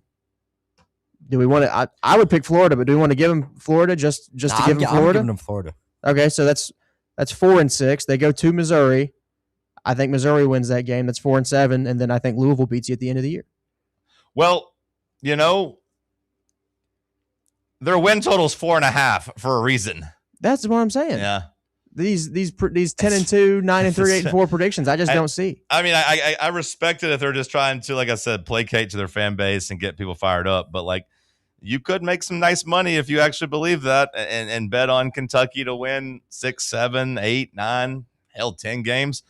But to be fair, look, I think we could have done a lot of the same thing last year with Vanderbilt. I think Vanderbilt's win total was down there at 4.5 or 5.5. Like, they weren't getting the same type of respect. I was all over Vandy's over last year. If I could have bet, I would have bet on over for Vandy last year. Sure, but like most people, like I said, the number was set there, and they weren't getting a lot of love, and you could have gone through their schedule and said the same thing. Not making the case for Kentucky. I'm just saying that that is something that you have to say the transfer portal has done, is really just make it a snow globe that you just shake up, and like some teams just come from out of nowhere, and some teams are better than you thought. Like, sure. Hell, Indiana just won a national championship. But they were good the year before, though, too. Well, sure, but you could say the same thing of the year before. Like, Indiana made the playoff. Yeah. Like, no one expected Indiana to ever be good at college football. And again, like, I know that last year they didn't come out of nowhere because they had made the playoff the year before, but the year before, they sure as hell came from out of nowhere. So, look, I'm not defending Kentucky, and no, I don't think Kentucky's going to do that, but I will say this college football landscape does lend itself to, some big surprises, which I don't feel like we really did that much in the past. Well, they do like Kenny Minchie, too. That people are saying good things about him. I don't know. I haven't heard anything about him since fall camp has started, but pre-camp, people were liking him. They have such a weird roster because it's like, they bring in their starter, as a backup, which granted, I get it. You got to do what you got to do. Also, if he's a backup at a prestigious university like Notre Dame. He backed up C.J. Carr. Sometimes those guys pop. Sometimes those guys end up being good. I mean, hell, Joe Burrow was a backup. Yeah. Then, like, all their transfers seem to be just like either SEC, not rejects, but SEC guys looking for other places, or the occasional, like, somewhat notable schools and other conferences, like used to be notable, like a Baylor. But, yeah, I mean, there's guys from Florida, Arkansas, Tennessee there, a lot of Alabama guys, Texas. So they're kind of all over the place conference-wise when looking for players that they've added to their staff. So, in a way, they do have SEC talent, if we want to give them that, even though it's the SEC backups. But it kind of goes like, would you rather have like some SEC castoffs or guys from Group 5s, that maybe were undervalued, like, and try to win that way? I don't know what the answer is. I mean, Indiana kind of won a national championship with those Group 5 guys. Now, they were really good at James Madison. I think the correct answer is a mix of the two. Yeah. Because you need some guys who have the talent and have the physical attributes, but then you need the guys who balled out at the G5 or I guess G6 level now, because then you have proven production there. So if you mix those two together and you have the right mix of those two, you can win some football games. Well, I mean, like, we're going to be relying on one of those guys, Bubba. One of those guys is going to be one of our most important players, at least early on in the season, and Jordan Norman, the transfer from Tulane. He's gonna maybe have to be your best edge rusher. But you pair him with proven Power 4 talent on the interior. Yep.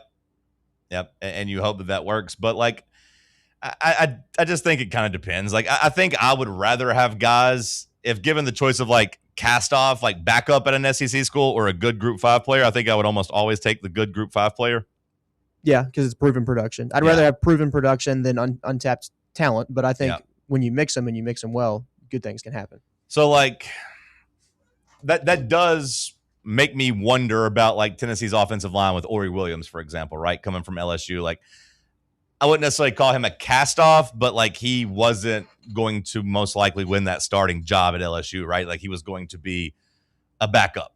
And now you're bringing him in and asking him, hey, can you come here and be a starting SEC caliber right tackle? I have a little reservations about that, which I do think the staff also has a little reservations, which is why you've seen the talk about maybe Jesse Perry staying at right tackle, although through the first couple of days of camp, they're giving Ori Williams every chance to win that job. Like Perry's been working at guard and Williams has been holding down the right tackle spot. Yeah, they want him to win the job. Yeah. But if he doesn't go earn it, sure, but somebody else will play there. But I have a little reservations that like you can take a backup that hasn't been able to necessarily prove anything. Like Lance Hurd, it was in a similar position, right, at LSU when he came here. It worked out. I mean, he was a decent player for us here. Sure, but I wouldn't say that he was very good his first year. He was pretty bad that first year at Tennessee. Yeah, especially the first half of the year. I mean, like the offseason talk after that year was, hey, he's got to go get better, and he did. He went and improved. He did, but like again, just that first year, which I mean, I feel like in college football, you almost are always judging these guys on a year-to-year basis. Now you are, yeah. Yeah. So like, I mean, I would say Lance Hurd, I think I agree with you, Josh, that it worked out. Like in terms of his transfer here, I would say he was a B-. Yeah, I'd say that's fair. B-, B. Yeah, not a failure by any means, but in terms of like disappointing transfers, if you wanted to put him on the football list for being disappointing, I would say that that's probably fair too, because just of the expectations of him coming in as after his freshman year where he was a 5-star. And just how bad that first half of the year was, his first year where he's just out of shape. And was he all conference last year though? Yeah, sure. I wouldn't say that's a disappointment then if you got an all conference season out of the guy. Yeah, but then he leaves again too though. So like I'm taking that into account too, where he doesn't finish his career here. Did he end up being all SEC? He might have been. I'm pulling it up right now. I know he got all right. So this is just a quick AI overview. It says he was named by the coaches to be the third team. Okay. All SEC. So, coaches. Yeah. Not calling it a failure or anything. I'm just saying, like, when the expectations were that high and the first year was that bad and then he leaves, it to me was a little bit unfulfilling. But again, I gave it a B-, so I'm not that upset about it. No, well, I think you improved your left tackle spot. Yeah, with David sliding over there. Yeah. So, and like I said, if Ori doesn't go earn the job, Jesse will play there, and then we'll probably have Sham play at guard, and that'll be what it is. Something that I found interesting about the new big beautiful college bill that they're trying to roll out to save sports is that like they are, how we kind of have the $23 million salary cap. That's not really a salary cap, but it's a $23 million pool, for revenue sharing. Yeah. And the football players, can get paid off that. I did think it was interesting that like in the new big, beautiful sports bill that they also are adding essentially the same amount, $23 million, I believe, into like a retention pool, which is going to be extra money for the schools to try to keep the players they want to keep. So basically you can pay your players more theoretically than a new school could pay them.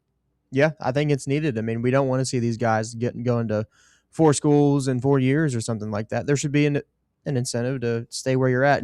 Typically, the incentive had been just it's another year in the system, another year around your coaches. You get to be more comfortable there. Well, now it's unfortunately mainly about money, so that they're trying to make that the incentive now. Yeah. No, I mean, like the NBA has it where you can offer an extra year on your contracts to guys, on your own team. You can give them more money, and it was try to to keep the stars there and keep them happy. I thought it was interesting that they put that into. That's part of why the SEC and Big Ten were all of a sudden like okay with the big beautiful sports bill of saying we were going to basically we opposed it at first, we as in the SEC, and they're like, actually it's not that bad, we're good with it. Well, you've got to incentivize these programs for getting the guys to go there first. It's the same thing for when you draft a guy. If you get a 5-star out of high school, you should be incentivized for being the one to land that recruitment. And then also, like I think they moved $5 million and just allocated that. They separated the Olympic sports. They took that out of like the big main budget, which I think helped the SEC and Big Ten get on board there too. But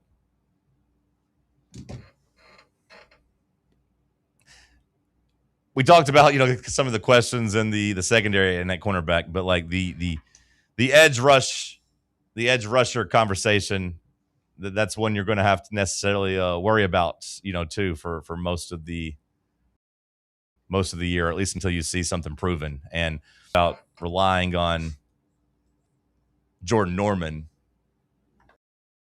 a guy from Tulane who hasn't proved, does make you a little nervous. But I think one way we can get a better pass rush necessarily with guys off the edge, I think we'll see some manufactured pressures with some blitzes and stuff because we've got really good linebackers. So if you might be lacking, at a edge rushing spot because of now it being depth really now, just send some more pressures. You got good linebackers that can get home.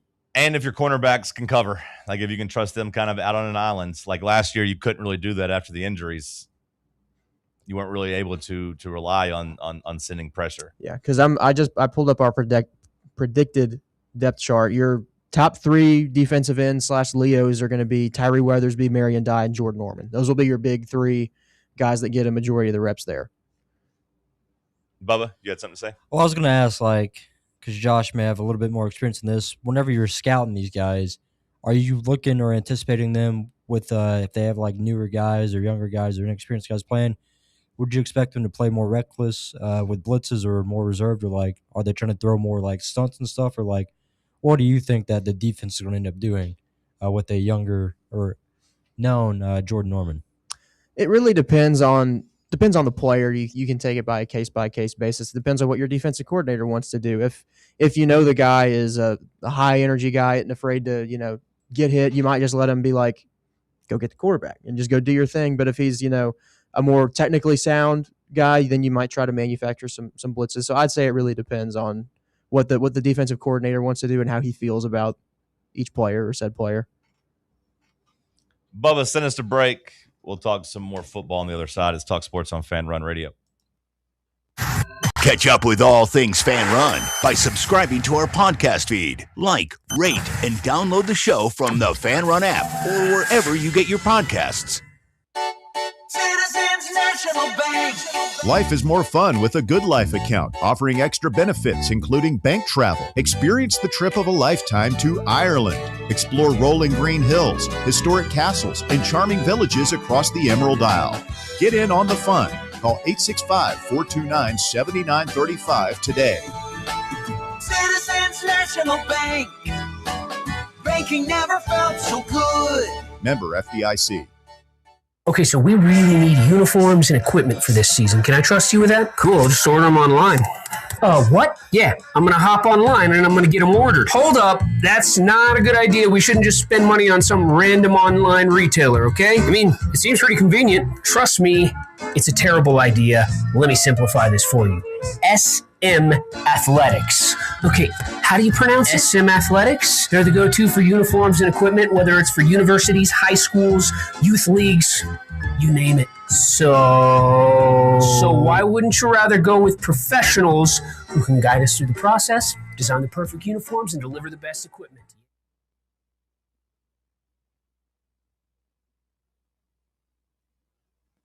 Can't get enough Fan Run Radio? Download the free Fan Run app and take the best Tennessee sports conversations with you wherever you go. What kind of day is it? It's a White Claw day.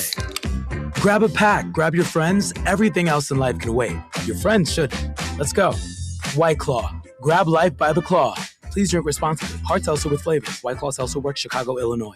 Running a business, coaching a team, planning your next big event, you need more than just gear. You need SM Athletics and Logo Solutions. Custom uniforms, branded apparel, promotional products, done right, done fast, and built to show off your brand with pride.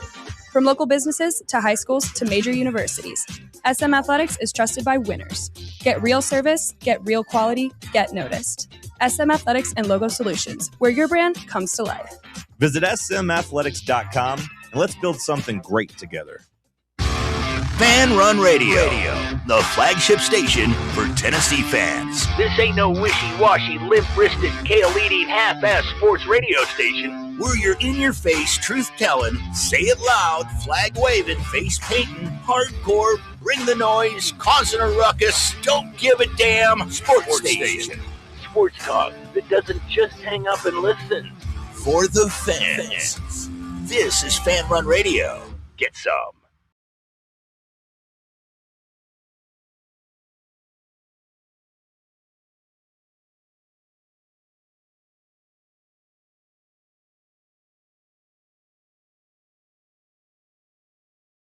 Tommy Dreamer guy, Bubba? I actually do like him a lot because he was one of my first action figures that I ever had. It was him with like a busted face. So I always kind of felt a little attachment to him.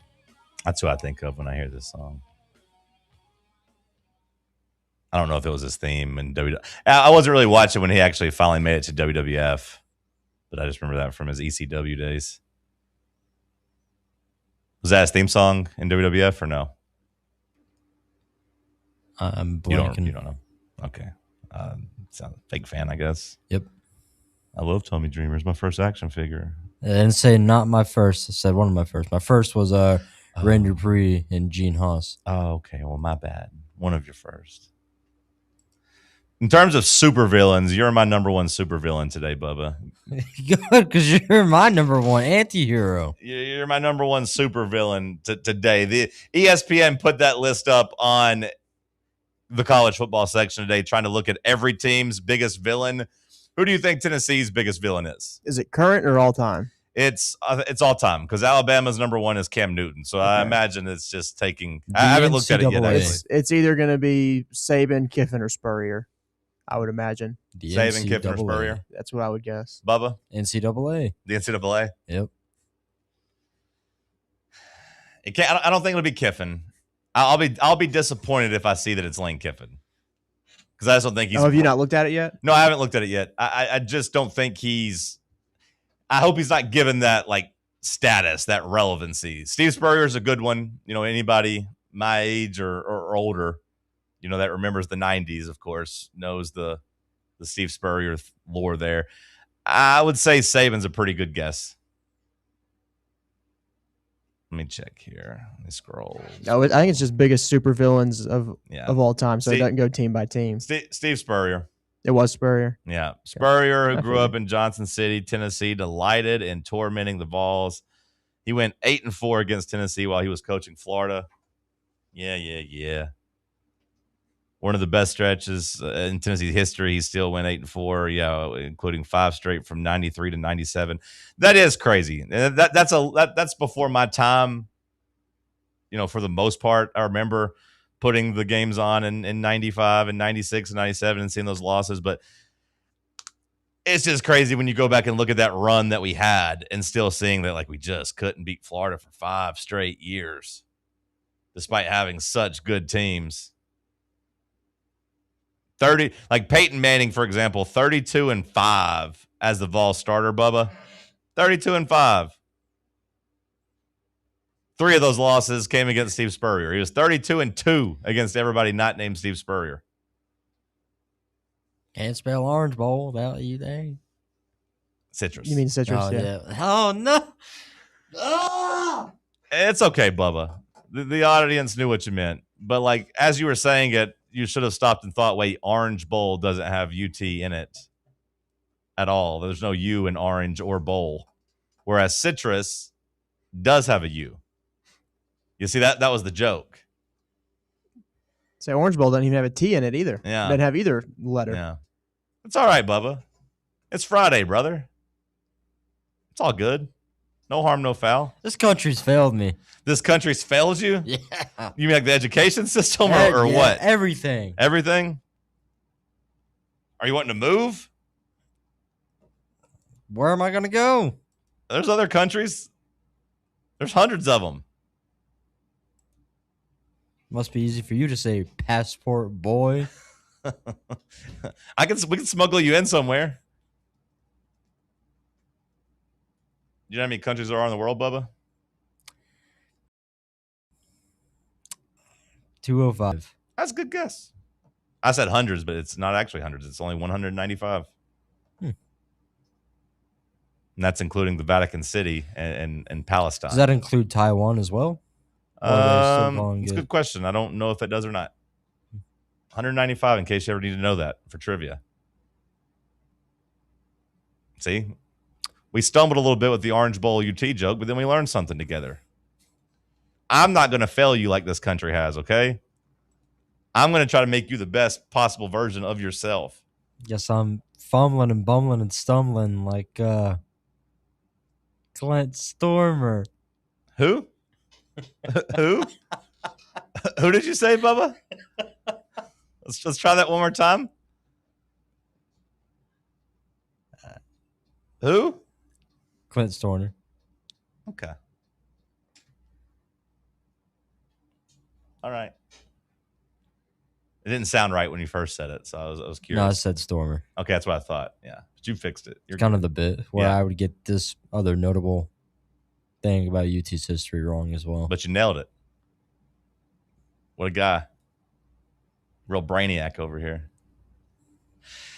The iconic moments of the 90s. Hopefully we can find some more of those in the 2020s. What's your first Tennessee football memory, Bubba? Tennessee, Florida. A player was getting carted off for Tennessee. That was a pretty good representation the way that rivalry went for most of my life. So, I remember just being so mad, just yelling in the house, "This is unfair! This is unfair!" do you remember what year it was? Mid 2000s. Josh, what's your first Tennessee football memory? First one that comes to mind is Tennessee versus Western Kentucky in 2009. I was at that game. I want to say me and my dad went to a Tennessee game before. I think it was Tennessee, Wyoming in 2007. Okay. I think I was at that game. Remember that? I don't know how true that one is. I know for sure I was at Tennessee, Western Kentucky in 2009. It's funny. My grandmother took me to that one. The oldest one that I can for sure tap into and know was actually a Tennessee Florida game. I remember in 95 we had to do this thing behind our TV, like to aim our satellite or aim like just our antenna to get like local channels. But all those channels that you could access with the satellite, though. Well, no, we didn't have a satellite dish at this point. Oh. We got one like a 7, but in 95 we didn't have one. We had just an antenna. But like to get certain channels, you had to move it. I don't know. But I remember moving it to try to get to, I guess, CBS for the Tennessee Florida game in 95 and then watching us lose 62-37, watching us just get our brains beat in. Yeah, we didn't even play Wyoming in 2007, so that's clearly wrong. Okay. Unless it was 2008. No, it was 2008 because we did lose that game. So maybe I was at that game. The first game I remember watching on TV was the Mount Cody game, though. Okay. Oof. It's a rough start. Baptized by fire. I mean, that. So 08, of course, was Fulmer's last season. I remember blocking out a lot of that at the end of that season, honestly. Didn't Wyoming at one point host like Arkansas or Ole Miss or somebody? I just know they beat us in 2008. Yeah. That was a real rock bottom for the program, obviously, when that happened. I don't know the history of Wyoming's hosting ability, though, Bubba, where all they've hosted. Steve Spurrier getting a lot of love. I guess that's good for an old man like him, just to kind of stay relevant, because Kentucky and Georgia got mentioned too as Spurrier being their biggest enemy. You know, it's interesting because they've done a sports list before, not college football, but just villains in it. Mm-hmm. And it's interesting to see who they would have. Well, they did just another ranking of just the biggest villains of all time in college football, not school specific. They did both. And Steve Spurrier got the number 1 spot there as well. This one I'm looking at. Kiffin, number 2. Johnny Manziel, number 3. The Boz, number 4. And the 1990 Miami Hurricanes at number 5. I don't know if I necessarily agree with that list, but. This one had OJ at 2 and Ty Cobb at 1. Okay. Tanya Harding made the list at 9. Robert Ursay was number 10.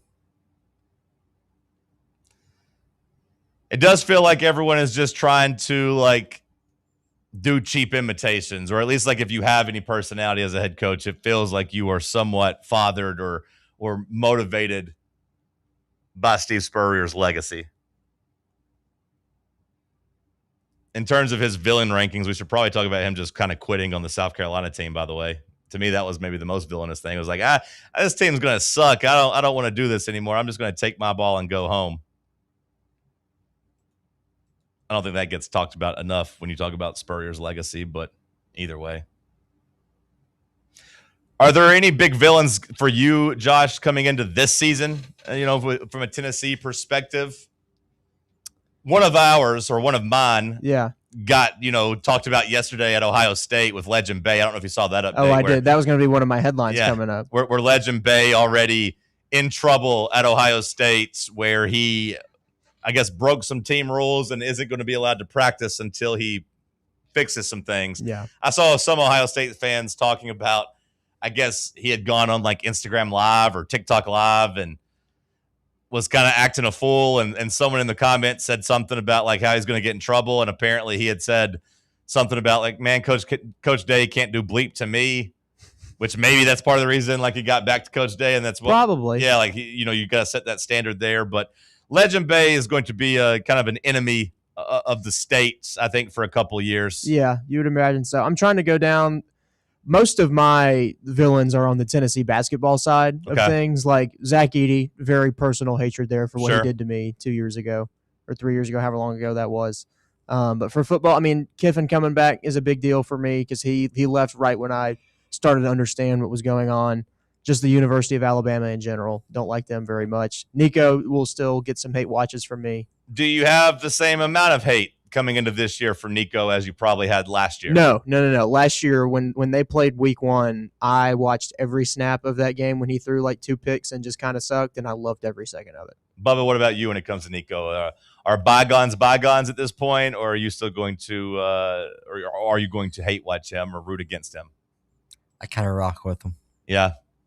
Which he got some love from Todd McShay and like Todd McShay's quarterback rankings. Talking about next year's draft class, he had Nico down at number 7, but that was with the day 1 or day 2 grade. So like that gave him at least a first, second, or third round grade. I think it was kind of in an unfair situation. So it's like if you young man, very impressionable mind, your family members, and the mindset of just trying to get as much as you can while you still can in terms of, value. So I feel like there's a lot of other pressures coming to the guy, and it's like maybe he was kind of checked out on football for a little bit. But I mean, I'm not going to excuse him as a grown adult for acting like such a child last year. But like, yeah, I mean, I do think I blame his big fat daddy way more than him. But at a certain point, you got to be your own man. I understand the culture differences and how, those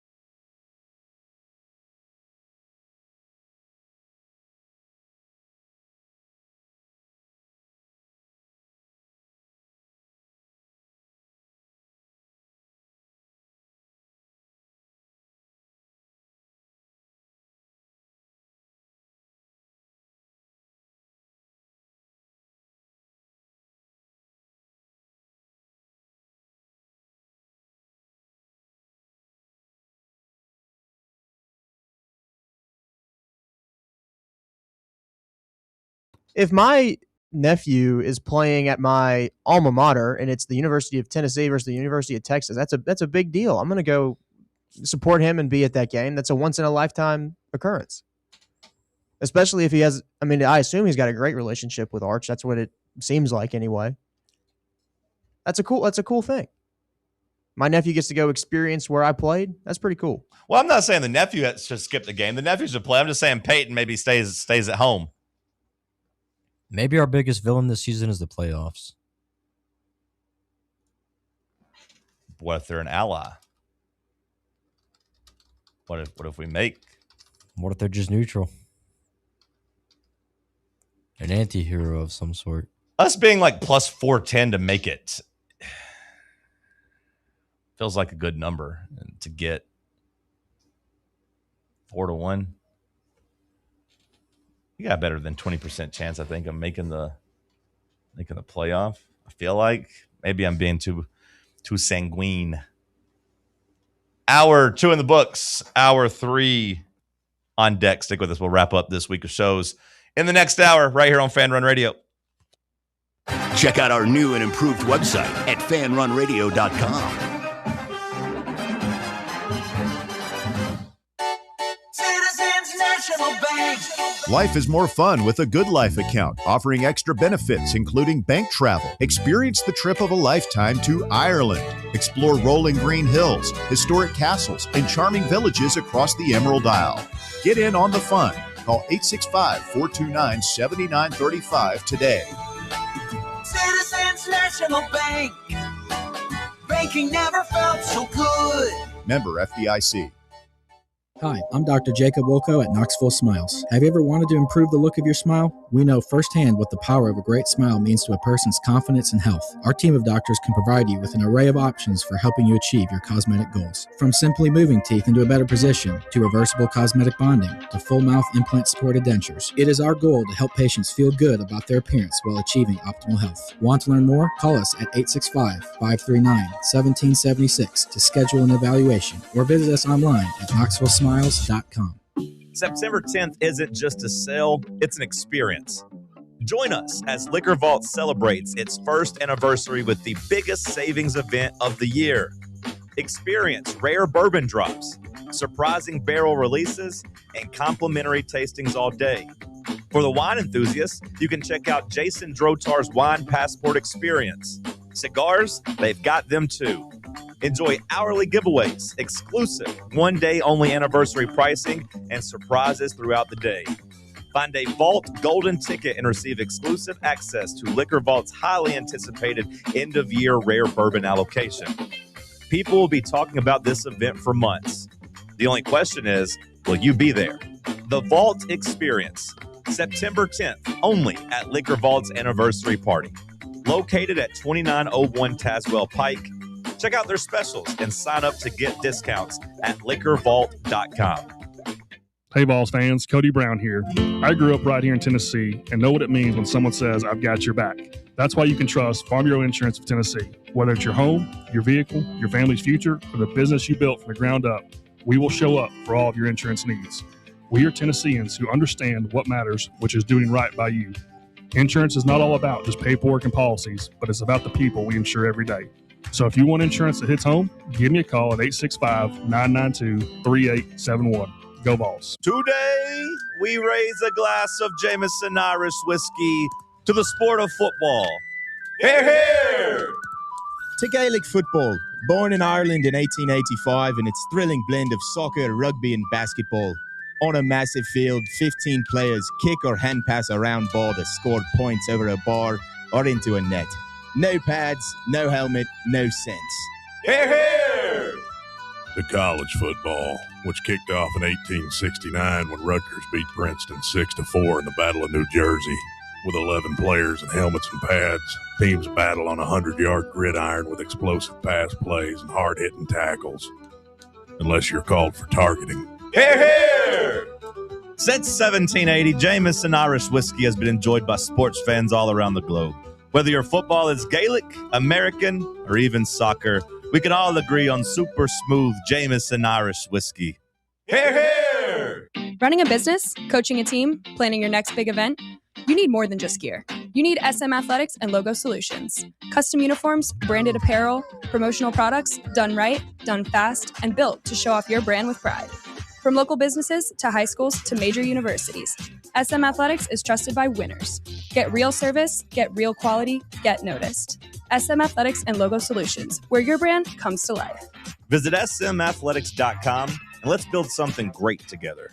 You're listening to FM 105.7 and AM 1340 WKGN Knoxville and W289CU Knoxville. Fan Run Radio. Round 3. The world's greatest radio show. The world's greatest radio show in Tennessee. Power Rankings, Tuesday Trivia. John Reed and Cody going wild, no Olivia. Wood grain on my leather seats. I got the whole team eating like I'm Johnny Eats. Morning booming from 7 to 10. Ayy. Talk sports while I'm chewing a Zen. Ayy. Talk sports while I'm riding. Hour number 3 kicking off here in the White Claw Hard Seltzer Studios. Hour number 3 is brought to you by SM Athletics. You know, I've got the man with the plan here at SM Athletics, our local youth coaching legend, Spanky. Spanky, top of the morning to you, my friend. Top of the morning to you and everybody in the fine folks out in Radio Land or YouTube Land or Facebook Live Land or wherever we are and wherever you are. How the hell are you, Spanky? Fine and dandy and sweet as candy, baby. You said you were just in Nashville playing some Little League football? Yep, we had our middle school football. We got the opportunity to go down and play Oliver Springs or the team down the road in a kind of like a 45-minute, kind of like scrimmage jamboree type where the kids got to go on the field and play against each other in Nissan Stadium. It was a pretty cool experience. So you got to play in Nissan Stadium? Yep. Mm-hmm. Yep. It was honestly, it was one of them things of like, the kids and us coaches, it's like, man, this is pretty cool. Not many kids get to say they get to do this. Yeah, playing an NFL stadium. I saw you post that on Instagram like a month ago that you were headed there to play or whatever. How many other teams got to play? I think so. What they did was they split the field in half. So while we were playing, there was another team playing on the other end. I think they ran games from like 10 o'clock to like 5 o'clock that day. So like four games on every hour. How'd the boys play? We actually played somewhat good. It matters how you look at it. That means he lost. Well, that means he lost. Matters how you kind of look at it. Our varsity scored once. Oliver Springs has scored twice, but our junior varsity scored once. We made both 2-point conversions. Oliver Springs' JV didn't score, so technically, by technicality, we won 16-14. As a program? Yeah. Do you count that, or do you want the varsity to win? No, we don't count. Yeah. No, we don't count. You want the varsity to win. You yeah. want the varsity. Yeah, we don't really count that a whole lot, but it is what it is. What was the parking like there? I'll tell you this. What is the parking like? Yeah, I mean, they got construction from the new stadium. The parking was not the best over there, but, and I'll say this to the people who ran the event, we appreciate you. Even though y'all made a lot of money and didn't have to do much because there was no refs. They didn't have the scoreboard on. Refs? No, there was no ref. You had to bring your own ref. Did you call your own fouls? Well, each team had to bring a parent out in the field. There was no refs. There was no chains. There was no clock or nothing. So really you just got to go on the field and they told you like, hey, 5 minutes remaining or your 45 minutes is up. That's pretty much it. So whoever ran the thing, we appreciate you, but you made a lot of money for not doing a whole lot.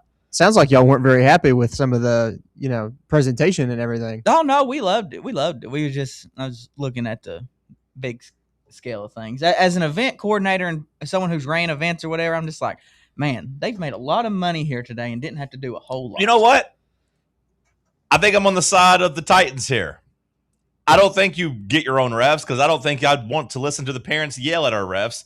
I think you just make them call their own fouls and be like, you argue amongst yourselves. You can't yell at us. Yell at each other. Yep, that's pretty much how it went. Yeah. Well. But yeah, that's going pretty good. We got Little League football rolling around. Jamboree for Little League football starts tomorrow. Going to be a fun day down at Oliver Springs. What are the boys looking like? Our oldest team, we scrimmaged Rockwood last week, played in kind of like a little preseason game right before the scrimmage. Did you win? Our Cutters team won 40-6 against Rockwood. My Hoppers team went 14-14 at halftime. Lightning storm kind of got us, so we kind of just called it then, waited it out so the little ones could play, and then after the storm rolled away, we let the Crickets play, the little 6-year-olds, and let me tell you what about that 6-year-old game. There was probably about 20 fumbles. There was probably about 30 kids running the wrong way. You're not teaching the kids how to ball security? Well, I don't coach that team, but like I'll tell you this, watching them which when I coached it a few years ago, I had this one kid. His name was Bobblehead. He was probably 4 years old when he played. Well, Bobblehead, he's starting to turn it on. Okay, he's 6 now. I used to know a girl named Bobblehead back in the day. Oh yeah, that's awful. We're talking about children here, sir. Come on, these. Oh my gosh. But so, and them little bitty guys, they're just running around the field. Their heads are bobbling. It's like, oh man, there's bodies everywhere. No, they just can't get up. Their pads way too much. They just need help up. How do you respond to the accusations that you're not a good coach? A lot of people in the chat are questioning whether or not you have what it takes to get these boys to a championship after what happened in baseball.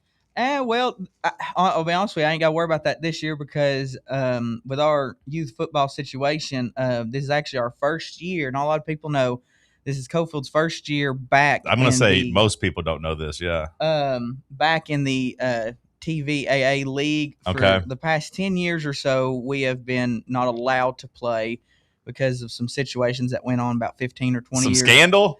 Yeah, some stuff. This is the first I'm hearing of it. Yeah, some bad blood that went on about 15, 20 years ago. Well, them people are no longer a part of our community. So that was kind of one of the things as president when I took over 3 years ago. I wanted to try to get us back to that. Job well done. You've cleaned up the swamp, so to say, as the president of the association. I appreciate it. It's taken a lot of other people's hard work, too. Sure. It's not all you. So this is our first year. What a thankless, what a generous guy you are, Spanky. Didn't want all the credit for it. You got to give your help, give the credit to the people that helped you. I appreciate that. Well, it is. It's just how it is. I couldn't do it alone, even though sometimes I'm the only one getting the butt chewings and everything else, but it's fine. Someone's got to do it. Got to find a punching bag. Yeah. But this is our first year in the league. To be fair, you got kind of a punchable face. I do. I legit do. And if I have to be the one to get punched, so these kids can play ball, I will do it. You hear this? I will do it. It's all about the kids. I'll be the guy that gets punched. Because a lot of people said you were bordering. Look, these aren't my words, Spanky. These are what some of the detractors, some of the haters, if you will, were saying. But we got some concerned parents that were reaching out, throwing around like the abuse, like tiptoeing to that line with the way you were coaching and yelling at your team. They said this is kind of bordering on child abuse. So like, it's nice to hear that you are all about the kids. Oh yeah, I am. When it comes down to it, I am. And it's like I tell the kids every day after practice, before we pray and stuff, I tell them every day, hey guys, I love you. Because that's the one thing that if they don't hear it from home, they're going to hear it from me. And I do. I admit it. Like sometimes people's like, "Oh, we got NFL coach Spank here," because I do. Like in Little League football, youth football, we have t-shirts and shorts that we got here at SM Athletics. Hey, no longer S&M Athletics. That's right. I'm doing better. I'm doing better. But they have t-shirts and shorts that they wear when we ain't wearing shoulder pads, and they are all to wear it or they get punished. And we have practice jerseys. We're to wear the whole team. We all look uniform. We have to be there at a certain time. I try to make, and most people's like, man, these are just kids.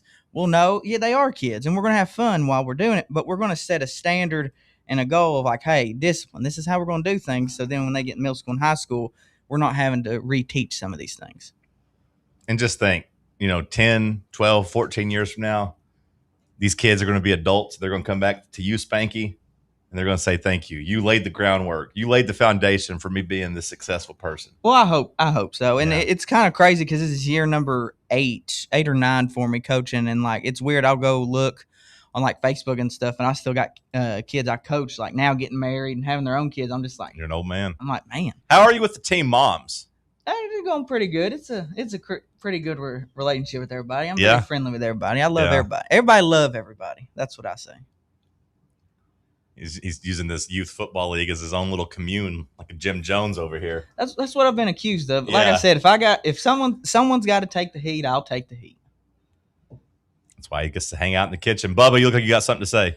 Well, I was going to ask, what do you do if a kid hates you? Because I got a coach in my life that I absolutely despise. Well, even still to this day, Bubba. Yeah, man, Bubba. How old were you when when he coached you? Probably 11. And you still hate him? Yeah. Bub, do you need to talk about it, buddy? Like, he never gave me a fair shot. Well, so I wasn't the big kid. He wanted the big kids on the line. He didn't want me, even though I'd been playing with these same guys, for about 5 years at this point. Well, did you ever look at the mirror, Bubba, and just go, hey, is it the coach or is it me? Like, definitely the coach. What can I do better? He's a track guy coming into a football world. That is we a don't fair, do that here, Oh, bud. no. That Oh, is a yeah, fair that's- question, Coach Spanky. You need to sometimes just stop and do some self-evaluating, some self-reflection. When something goes wrong in your life, Bubba, you can blame everybody else like you have this poor coach all these years, or you can say, what can I do to get better? What can I do to make this job harder on him, to not let him play me, to not give me that promotion? Bubba, I think you just need I just think you just need to talk about it. Like, if a kid was to come up to me and say they hate me, I'll be like, well, buddy, I still love you. Maybe that's what you needed, Bubba. You just need someone to tell you that they love you. We all do. Just, no I love love there. you, Bubba. There you go. I'll do it. If you need some gear from SM Athletics, if you have a logo you want to put your company or your club or your organization, you want to put that logo on some shirt, some hoodies, I guess fall weather is right around the corner, call my man Spanky here. If you got any sports coming up, I guess youth football, everything's already bought at this point right now. Hey, basketball coaches, look, I'm just going to go ahead and tell you right now, no time is better than the present. Let's go ahead. Let's get your uniforms designed up. So then once you have your size and everything, we can go ahead and get you taken care of, and might as well get your travel stuff. It's never a bad thing to be prepared, because the less you can take off your plate when that season rolls around, the easier your season and your life's going to be. I'm ready to run through a wall, Coach Spanky. On the way out, what'd you think of the new Titans logo, or the new Titans mascot, I should say, with T-Rack? Well, I'll say this, and most people who know me know I'm not a Titans fan. I'm a Broncos fan. But why are you a Broncos fan again? Because Tim Tebow and Peyton Manning when I was about 10, 11 years old. Tim Tebow, huh? Yep. People have pointed out that you are a Florida guy, Spanky. Well, at one point in my life, I will admit I made some dumb decisions. That's disgusting. But I've repented. I've baptized myself in the Tennessee River, and I have repented for my past sins. Hallelujah. Thank you, Lord. Every saint has a past. Every sinner has a future. That's what right. they say. That's right. But no, I liked it because honestly, and I saw some people saying they hated it, whatever. Well, that's what a raccoon looks like. If you're from Morgan County, you know what a real raccoon looks like, and that's exactly what a raccoon looks like. I've seen many dead raccoons in my garage or raccoons in trees. Like, that is what a raccoon looks like. Did you ever go coon hunting? I will say this. My brother and my side of the family, I'm kind of the black sheep of my family. They're all big. You don't say. They're all big hunters, all that stuff. You know, they go hunting all the time. Me, I just stay. Someone had to stay at the house with Mama and Mom. That says a lot about you, actually. That checks out. I'm learning more about you, and you do seem like the type to just sit there talking to your grandma nonstop. Mm-hmm. Yep. Keeping grandma entertained. So you became a talker. Yep. Okay. I love Mama's no-bake cookies. They're pretty good. I don't know if you ever had a no-bake cookie, babe, but it's pretty good. Well, I heard you and William out there arguing about it. William, of course, thinks the Titans messed up, did something bad. Shocking. I'll say this. It's not the worst thing the Titans have done in the past few years, but letting you on their field was probably the worst thing they've done. It's probably one of them. Bubba, send us a break. We'll come back. We'll get you a little bit of news, some headlines. Stick with us. It's Talk Sports on Fan Run Radio. Appreciate you, Spanky. Thank you, buddy. For the fans, by the fans, this is Fan Run Radio, Knoxville. Hey, Vols fans, Cody Brown here. I grew up right here in Tennessee and know what it means when someone says, I've got your back. That's why you can trust Farm Bureau Insurance of Tennessee. Whether it's your home, your vehicle, your family's future, or the business you built from the ground up, we will show up for all of your insurance needs. We are Tennesseans who understand what matters, which is doing right by you. Insurance is not all about just paperwork and policies, but it's about the people we insure every day. So if you want insurance that hits home, give me a call at 865-992-3871. Go Vols. Located in Knoxville's historic Old City, Barley's offers great food, live music, the best draft beer selection in town, and now your new favorite place to watch sports. Their indoor projector is perfect for any weather, and they've revamped their upstairs area with more TVs to take in all of the action. Their menu features hand-battered chicken tenders, juicy burgers, fresh salads, and the tastiest pizza in Knoxville. You can enjoy their happy hour drink specials daily from open until 6 p.m. Barley's Tap Room and Pizzeria. Ball fans, reimagine your home at Broadway Carpets and Flooring for any remodeling or building needs. With a variety of carpets, rugs, hardwood, vinyl, and stone, Broadway has all the flooring and installation options you're looking for. including pet-resistant products like Pet Perfect Carpet from Shaw Floors. Visit their showroom in downtown Knoxville or the location in West Knoxville located on Kingston Pike near Pellissippi Parkway today. We really need to get some branded stuff. Shirts, hats, promo items, something professional. I mean, we could just find a website and order a bunch of it ourselves. You could, but you're taking a big risk. You don't know the quality, the fit, the timeline. It's a roll of the dice. Yeah, I guess, but isn't that how everyone does it now? Not the ones who actually care about how their brand looks. Look, if we're putting our name on it, it needs to be done right. We need SM Athletics. SM Athletics? Yeah, they specialize in working with businesses like ours.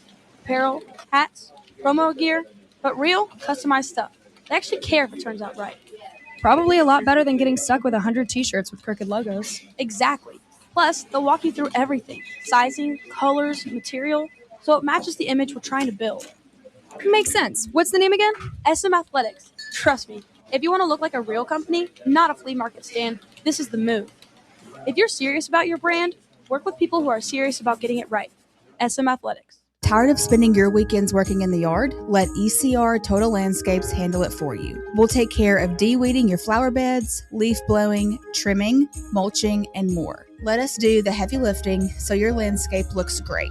Right now, get 10% off your first month of our monthly maintenance package when you mention promo code FANRUN. Reliable service, great results, and more free time for you. Call us today at 865-384-2012 or visit us online at ecrtotallandscapes.com. A brand built in Tennessee and born from the love of the game, Inward Half revolutionizes golfing comfort. Crafted by a former pro and dedicated enthusiast just like you, our luxury performance wear guarantees you stay cool and comfortable through every swing and every day. We're not just a brand. We've set out to create a lifestyle for those who understand that impeccable style and premium performance are a hole-in-one. Enjoy the walk-in with Inward Half. Yeah. Now, I got a little bit of money filling my pockets. Roll around like I run a got a system filled up with toxins. I've been broken hearted, now it's fucked up. Getting how to deal with my problems. Getting drunk, but these getting obnoxious. Ain't nothing to Bubba, did he come over there and give you a hug? He said he was coming over there to give you a hug, Robin Williams style, in Good Will Hunting. Nah, I mean, he asked, but I just kind of kept walking away from him. He asked for a hug and you said no? Yeah. You're not a hugger, Bubba, or you just didn't want to hug Spanky? Oh, he said if I needed a hug, and I said, nah, I'm good. I just kept going. Because real men bottle up their emotions and keep it tucked in until one day we all lash out and face consequences. Yeah. Yeah, it's fair to say. To try to keep you from crashing out. Maybe hug before you get to that point. But either way, appreciate Spanky for sitting in with us. We did lose our headline segment. Was there anything good in headlines we need to hit? Any other news we need to get to, Josh? I mean, I've got 4 things we can get to. Give it to me. Let's do a little rapid fire here as we wrap up this Friday, hour 3. Okay, one of them is sports related, one of them is pop culture, and then 2 of them are just random fun ones. So I'll start with a random fun one. A 162-year-old bottle of Guinness has been discovered by divers inside a shipwreck. Scientists now hope DNA inside the beer could help recreate the original 1864 recipe. All right, give me that one more time. A 162-year-old bottle of Guinness, the beer, has been discovered by divers in a shipwreck. Scientists now hope that the DNA inside the beer can help recreate the original 1864 recipe. DNA of the beer? I didn't know that was a thing until I saw the headline this morning. Yeah. But I guess it is. Would you drink it, Bubba? Would you drink the 164-year-old beer? Nah, because I don't like Guinness. What? Come on. Guinness is great. I haven't reached that point yet. Not great at splitting G's, apparently. Where are you at on Guinness, Sean? I don't drink any type of beer. Oh, okay. Yeah. I don't Forgive drink me any type then. of beer. I'm a White Claw man. Forgive me on that one then. Or some Jameson Irish whiskey. Make the chest hair grow a little bit.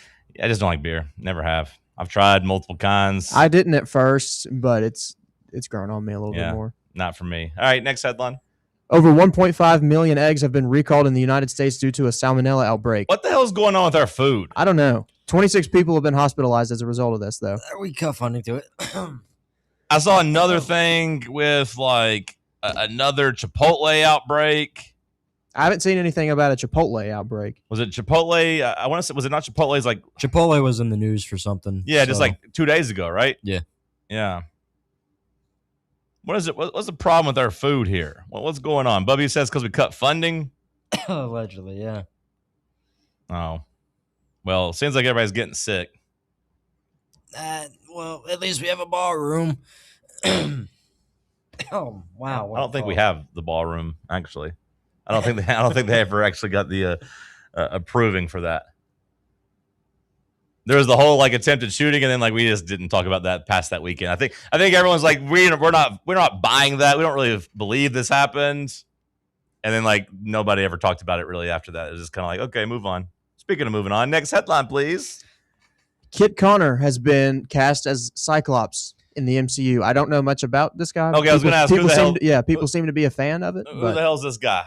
I'm trying to find what he's in. He's going to be. I've seen a lot of hornballs talking about how lucky he is because he gets to have a love triangle with Sadie Sink and Samara Weaver, and my right? girl Samara Weaving. Let's see what he's in. I know he's going to be in the upcoming Elden Ring stuff. The what? Elden Ring is. The hell is that? It's a video game. It's getting a movie. Elden Ring's a very popular video game. Oh, okay. I thought you were talking like X-Men. No. What the hell is that? Okay. He was in a Netflix TV show called Heartstopper. Never heard of it. He was in Rocket Man in 2019. Did he play Elton John? Was he actually the Rocket Man? I'm trying to find it. No, it says older Reggie. Okay. Is who he was. So he was in Ready Player One in 2018. And he's British. He is British and he's 22. He's young, so they're clearly going with some young people. Are they going to recast Wolverine too? Is Wolverine probably? But I don't think they'll do that. They'll probably wait to do Wolverine for a little bit. They can't let old ass Hugh Jackman still run around being Wolverine. Right? I mean, they can, but I don't think they'll do it. Everybody else they're casting is pretty young. Yeah, at least Wolverine's always been a little bit of an older character, so I bet they'll probably wait a couple years before they even bring Wolverine into this thing. If I had to guess.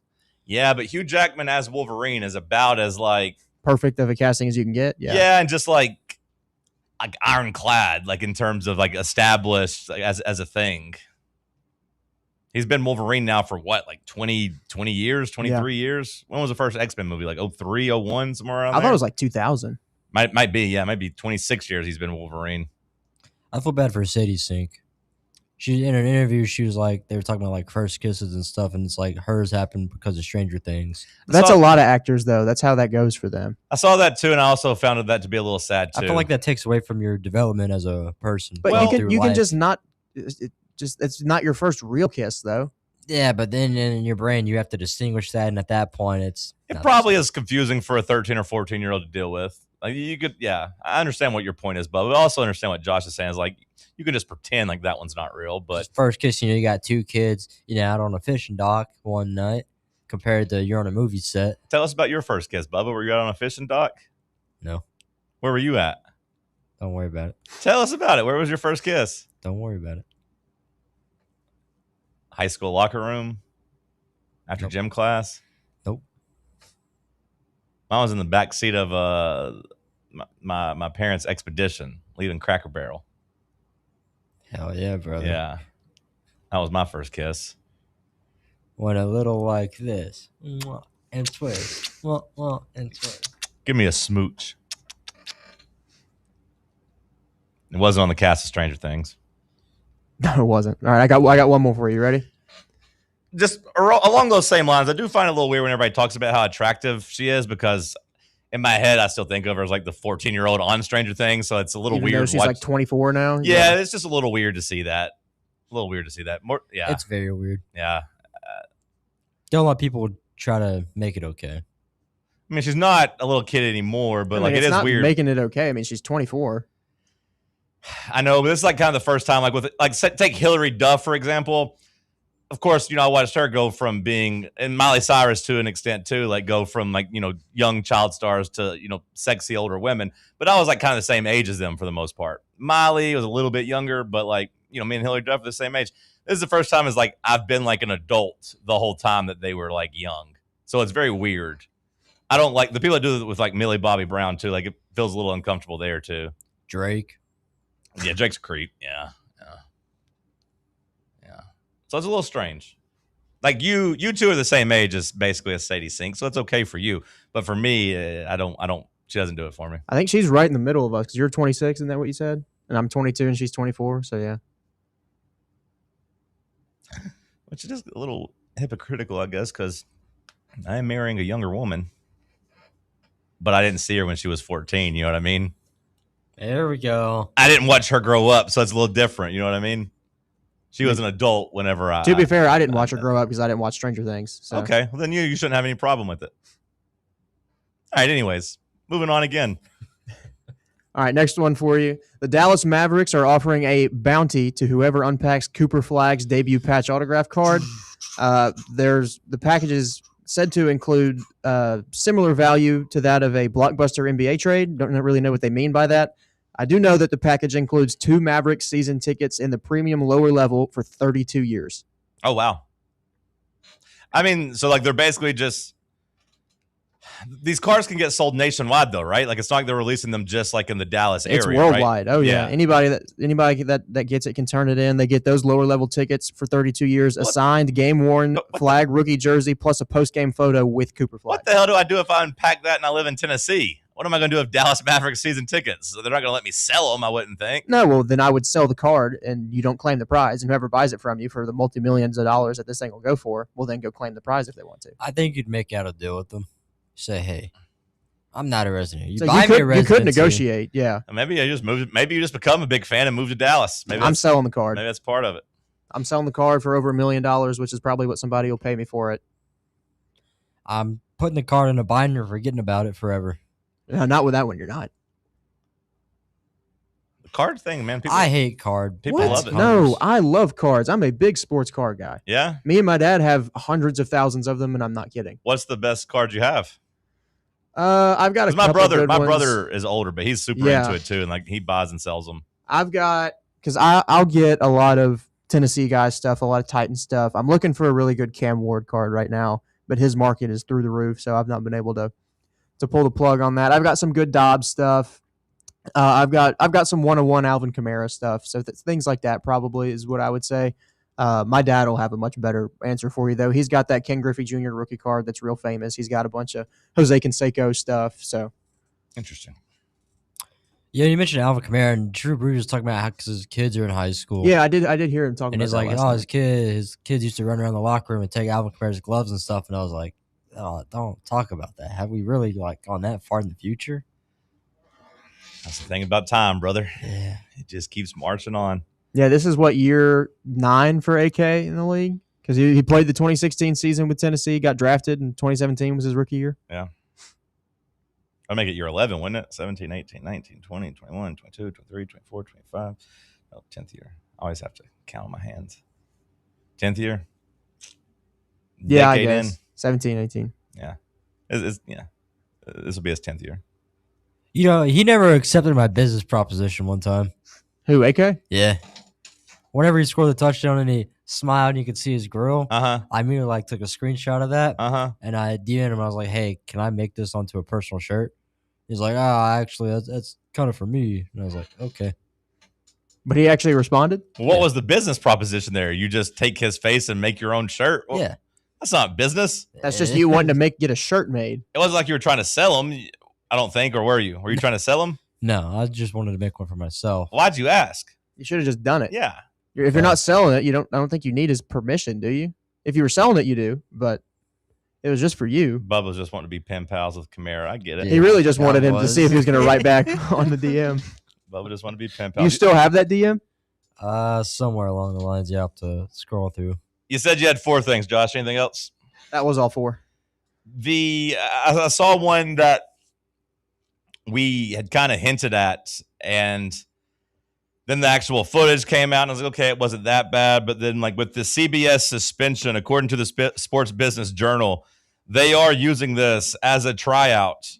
They are going to give J.J. Watt a chance to see if he's as good as we think he could be. And JJ's a good color guy. Or just at least see if he is a worthy replacement for Tony Romo, which would then allow them to invoke a morals clause to get out of his $17 million a year deal. Like, so Tony Romo, we talked about him coming out of that DWI, or I guess it was OWI in Wisconsin, looking respectful and nice and, maybe helping his image, strangely enough. Not going to help his pocketbook, where, he's going to, A, have to fight the legal battle, but B, like that big, long, wealthy, lucrative contract he signed with CBS may now be called into question, where they would use that as a way to get out of paying him $17 million a year, which would be, that's obviously a big loss. I don't care how much money Tony Romo made playing in the NFL. Losing a $17 million a year gig would be a pretty big kick to the gut. But CBS may be willing to do that just as a way to get out of it. So I think if that were to happen, I think he continues to focus on golf for his career. He's not good enough. I don't know if you saw, he shot 35 over in Wisconsin at that Wisconsin State Open or whatever the hell he was playing in. But, you mentioned J.J. Watt. It's at that point, though, I feel like we would probably never see him in a booth, because it's like with the way guys are retiring, coaches are retiring and getting out of the game. Like Mike Tomlin's going to be in a booth now, I think, for NBC. So, like, that'll probably be, a candidate going forward in the future if it goes well. Drew Brees might have an interest in it because they kept, talking about how they would love to keep hearing him behind the scenes. Somebody did hire Drew Brees, I think. Yeah, was he maybe Amazon or something? I'll pull it up. But I do believe somebody did hire Drew Brees. Yeah. Mike Tomlin won't be doing it for very long, because I think somebody's going to hire him in a year or two. Yeah, I would say Tomlin, although I don't know, man, I can see Tomlin being really good at TV and just realizing, like, hey, this is way less stressful and I can kind of lock down this job, because you want to beat maybe McVay, because if McVay wins another championship with the Rams, if Aaron Donald comes back and they're able to win another one, send Stafford out, like there was talk about McVay retiring a couple years ago already, but if he gets a second championship, he doesn't necessarily seem like a lifer as far as I'm concerned, if somebody wants to coach, 20, 30, 40 years. So if I was Mike Tomlin, I'd maybe want to try to stake my claim in terms of the former retired / fired / quit / mutually parted ways head coach that kind of gets in that booth and maybe tries to become the next John Madden. I mean, maybe, but McVay almost retired because of some burnout, though, that he was going through some stuff. But Brees signed with Fox, so that's where he'll be. I know McVay got burned out. That's part of the point. Is I don't think he's one of those guys that can go at his speed for as long, for much longer. I don't think he's a guy that can do it 20, 30 years, because, I mean, according to him, he just goes completely all in. So hard, yeah. Yeah, I think he's one of those guys that burns out fairly Pretty quickly. quick, but yeah, Would he leave the same time as Stafford? I don't know. Because that'd be a crazy day for that organization. I mean, I don't know. Like I said, if they win a Super Bowl and they both ride off into the sunset, it wouldn't necessarily shock me. I mean, it's kind of like, Phil Jackson and Jordan in 98. Now, of course, they both came back, and Phil Jackson wasn't out of coaching for very long before he got back with the Lakers. But if I'm McVay, I struggled with the young quarterback with Goff. When I say struggled, I know they still went to the Super Bowl, but the end of the Goff-McVay marriage the first go-around wasn't necessarily great. McVay did not elevate him a sustained elevation, right? You go back to them scoring 3 points in the Super Bowl. He was pretty done with Goff by the time that ended.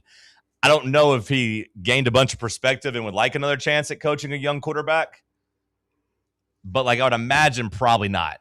You go back to him not being thrilled about the Ty Simpson pick. If Matthew Stafford's gone and now your career is attached to Ty Simpson, probably makes it a lot easier to leave. You know what I mean? Just go out with Stafford. Now, all that's depending on them having a good season and it ending well there. Or he could go somewhere other than L.A. Yeah, possibly. It'd probably be one of those things where you, like Tomlin, just have to get out of the game for a couple of years and get to come back in a couple of years with a new spot. Because, Tomlin might see all this go sideways in the NFL this year and maybe you know, if like Andy Reid decides, hey, I want to retire, if you're Tomlin, you're like, okay, yeah, I'll go coach. I'll go coach, you know, Patrick Mahomes and the Chiefs. That'd be good. Or, hey, yeah, the Cowboys call in a couple years. Yeah, I'll be the Dallas Cowboys coach if those opportunities arise. The Romo stuff, though, I did find to be fascinating because we had talked about them maybe using that as a way to get out of the CBS deal, and it turns out the CBS was thinking maybe the same thing. And I don't know how big of a drop-off it'll be to J.J. Watt. Because JJ is really good at it. And I do think we just like new stuff. Like, we don't always like change in the sense of, like, you know, if it's something we enjoy and it's something new, like maybe we push back. But I do think Romo, his act had grown a little stale with some people. So getting Jim Nantz, who we all still like, getting him a new partner, if J.J. Watt's good, then him being good and new, I think would go a long way for him. Kind of like Romo was when he first started. Like, it was, yeah, he was calling plays, he was doing all that, but we just liked the new energy. It was a shot of energy into the arm. I don't know if J.J. Watt can bring that same type of feeling, but we'll see. I think J.J. has kind of an advantage because it's like with Romo, it's like there's still some guys that he recognized kind of playing with, and then once they kind of fizzle it out, it's like now you have to pivot, whereas J.J.'s kind of been out of it to a point where it's like he's learning as he goes pretty much. He's closer to the game still, too. I mean, like what you're saying. I don't know how he'll do, but if you're Jim Nantz, like there was times last year and the last couple of years where it felt like Nantz was getting kind of frustrated with Romo. So I would assume Nantz is kind of excited about the shakeup. What if Nantz is the one that urged CBS to look into this? And there was rumors like of that, like the last 2 years, that Nantz was like growing frustrated with Romo, and like Romo not necessarily putting the same amount of work in, and Romo like not being as good as he was when they gave him that big contract. So like it wouldn't totally shock me, Bubba, if he was like, hey, let's just try this out and see what it's like, and use that as a get out of jail free card. Even if they like keep Romo and don't void the contract, like, although it'd be hard to justify keeping him and not voiding the contract and not having him on the number one game. But yeah, if I'm Nantz, I think I'd be willing to shake that up. Last call on the other side. We'll get you to the weekend. Stick with us right here on Fan Run Radio. Big Orange Country's home for sports. This is Fan Run Radio. September 10th isn't just a sale, it's an experience. Join us as Liquor Vault celebrates its first anniversary with the biggest savings event of the year. Experience rare bourbon drops, surprising barrel releases, and complimentary tastings all day. For the wine enthusiasts, you can check out Jason Drotar's Wine Passport Experience. Cigars, they've got them too. Enjoy hourly giveaways, exclusive one-day only anniversary pricing, and surprises throughout the day. Find a Vault Golden Ticket and receive exclusive access to Liquor Vault's highly anticipated end-of-year rare bourbon allocation. People will be talking about this event for months. The only question is, will you be there? The Vault Experience, September 10th, only at Liquor Vault's anniversary party. Located at 2901 Tazewell Pike. Check out their specials and sign up to get discounts at liquorvault.com. Hey, Vols fans, Cody Brown here. I grew up right here in Tennessee and know what it means when someone says, I've got your back. That's why you can trust Farm Bureau Insurance of Tennessee. Whether it's your home, your vehicle, your family's future, or the business you built from the ground up, we will show up for all of your insurance needs. We are Tennesseans who understand what matters, which is doing right by you. Insurance is not all about just paperwork and policies, but it's about the people we insure every day. So if you want insurance that hits home, give me a call at 865-992-3871. Go Vols. Citizens National Bank.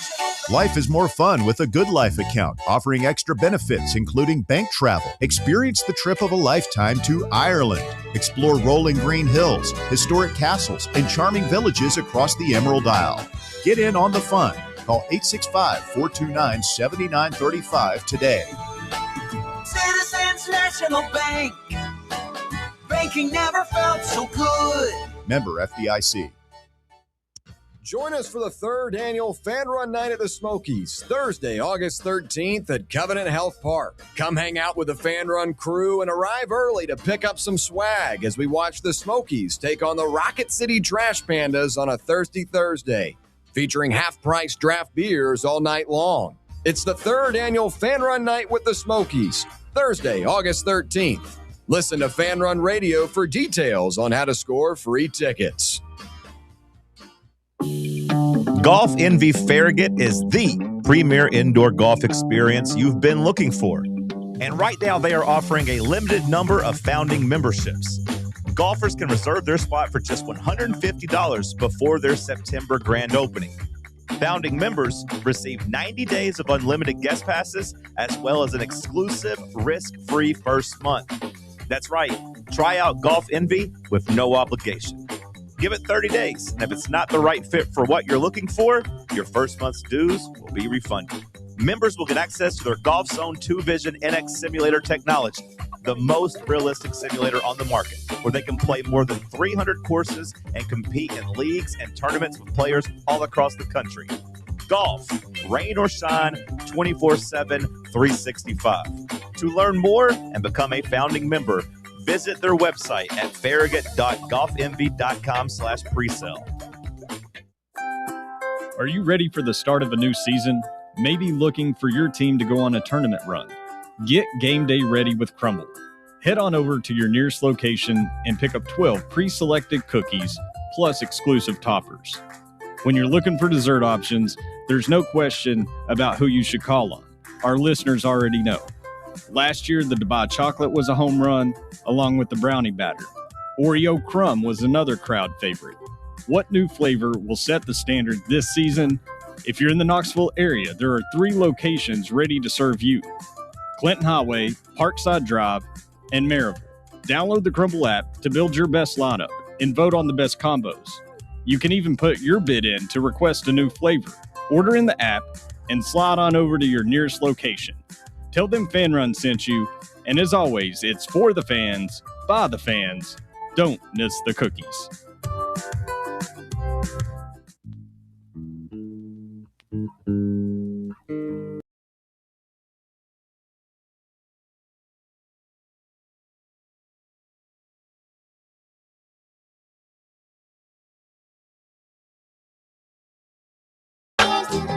Our good friend Bob Baskerville writes in talking about Mike Tomlin doing the studio show, with NBC. Which, I mean, I did say he'd be the next, maybe be, interested in being the next John Madden, which maybe that assumed that he would be implied that he would be in the booth. I don't know if Tomlin has any booth aspirations. I guess I more so just meant like being on TV versus coaching football. I don't know how much NBC is paying him, but I imagine it's a nice chunk. Was Mike McCarthy ever on a analyst show or panel show? I don't recall seeing McCarthy doing that. Only thing I remember McCarthy doing was like sitting in with, what's his name? McAfee. I don't know if Tomlin would have any interest in getting into like the booth. It doesn't really feel like any of those seats are open right now, at least like on the main stage. Like Amazon, unless they're like, hey, this Kirk Herbstreit thing, that's not great. Let's just move on from you. Let's get Mike Tomlin in there instead of Kirk Herbstreit, which, would be appealing to me, an NFL fan. But like, CBS has Romo for now. I feel like it's too soon too, because it's like Kirk just started kind of doing this, it feels like. Mm-hmm. And have we ever really had coaches on like the studio shows, at least like on like the nighttime show? I know like Bill Cowher, of course, has been on CBS a long time. Jimmy Johnson on Fox. So I guess there is some precedent there. I don't really recall on ESPN Sunday Countdown. It's been a while since I've watched it. Maybe, I guess Mangini was on there for a little bit, I think. Rex Ryan was on Countdown for a while. Yeah, Rex Ryan too. Okay, yeah. So there is usually at least a spot on those panels for head coaches. Yeah. I just think of former players more often, but they do some coaches on there too. Or maybe Mike Tomlin just, recharges the batteries and then gets back into coaching. Pulls a Doc Rivers, where Doc Rivers goes and does podcasts, does the media tours, and then gets back into coaching. I think that's what he'll do. Yeah. There's going to be enough teams that are going to be willing to pay him a lot of money to come coach their franchise. Yeah. Yeah, it'd be interesting to see. He didn't jump back into it immediately, the same way that Harbaugh did. Where Harbaugh gets fired from the Ravens, then immediately goes to the Giants. A year off could be good for you. Recharge the batteries. Bubba, anything on tap this weekend? We got any UFC? We got anything big in sports, or is it just kind of There's no UFC. I know that. just kind of last weekend before we get like preseason football on the weekends at least? Yeah. I Okay. mean, next weekend's gonna be the big weekend because it's like literally World Series happens, and then preseason football, and all Golf this other stuff. playoffs. There's a golf event this weekend. But this is kind of the last loser one before it gets back to kind of meaning something. Okay. There is a UFC event, but it's not. No, it's a any fight good. night. It's not a numbered event. Yeah, just a fight night. The numbered event is next week. All right. Well, Bubba, what do we miss today? What have we missed? We have missed kind of a weird situation happening. Okay. So I feel like a couple months ago or however long ago, there was a story about like a guy scamming NFL players. Oh, yeah. He ended up dead in a pool. According to TMZ, Mohamed Koulibaly was the alleged NFL player scammer. Yeah, found dead in a pool, only 24 years old. So when it says he scammed him, can you refresh me there? Like what exactly he was doing? Who do we have the players' names and how much money he was scamming them out of? Yeah, so in this, they give the incident of Tay Crowder. Okay. Claims he invested his entire savings of $500K into a online stores. Okay. I guess because the guy was like just showing like fake sales logs and stuff like that, and just kind of gain interest in partnerships. So Tay Crowder's one of the big names. Anybody else?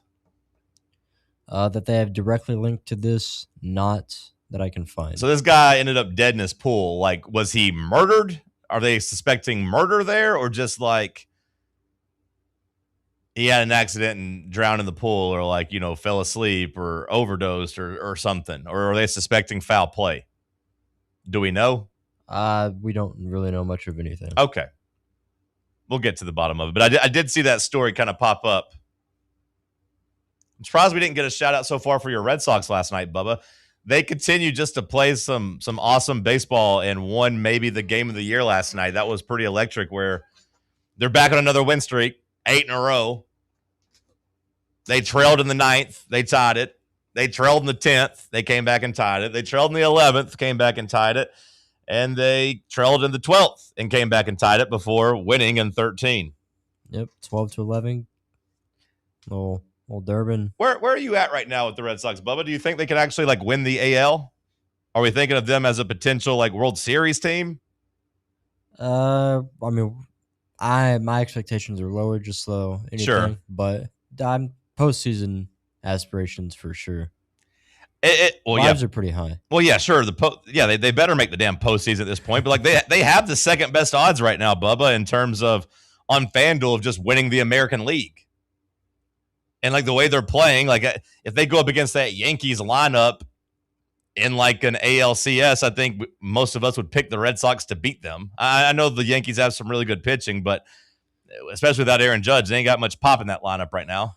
Yeah, well, I mean, the Yankees may have found a guy. It's very early on to tell, but they found a guy to kind of replace Anthony Volpe. Okay.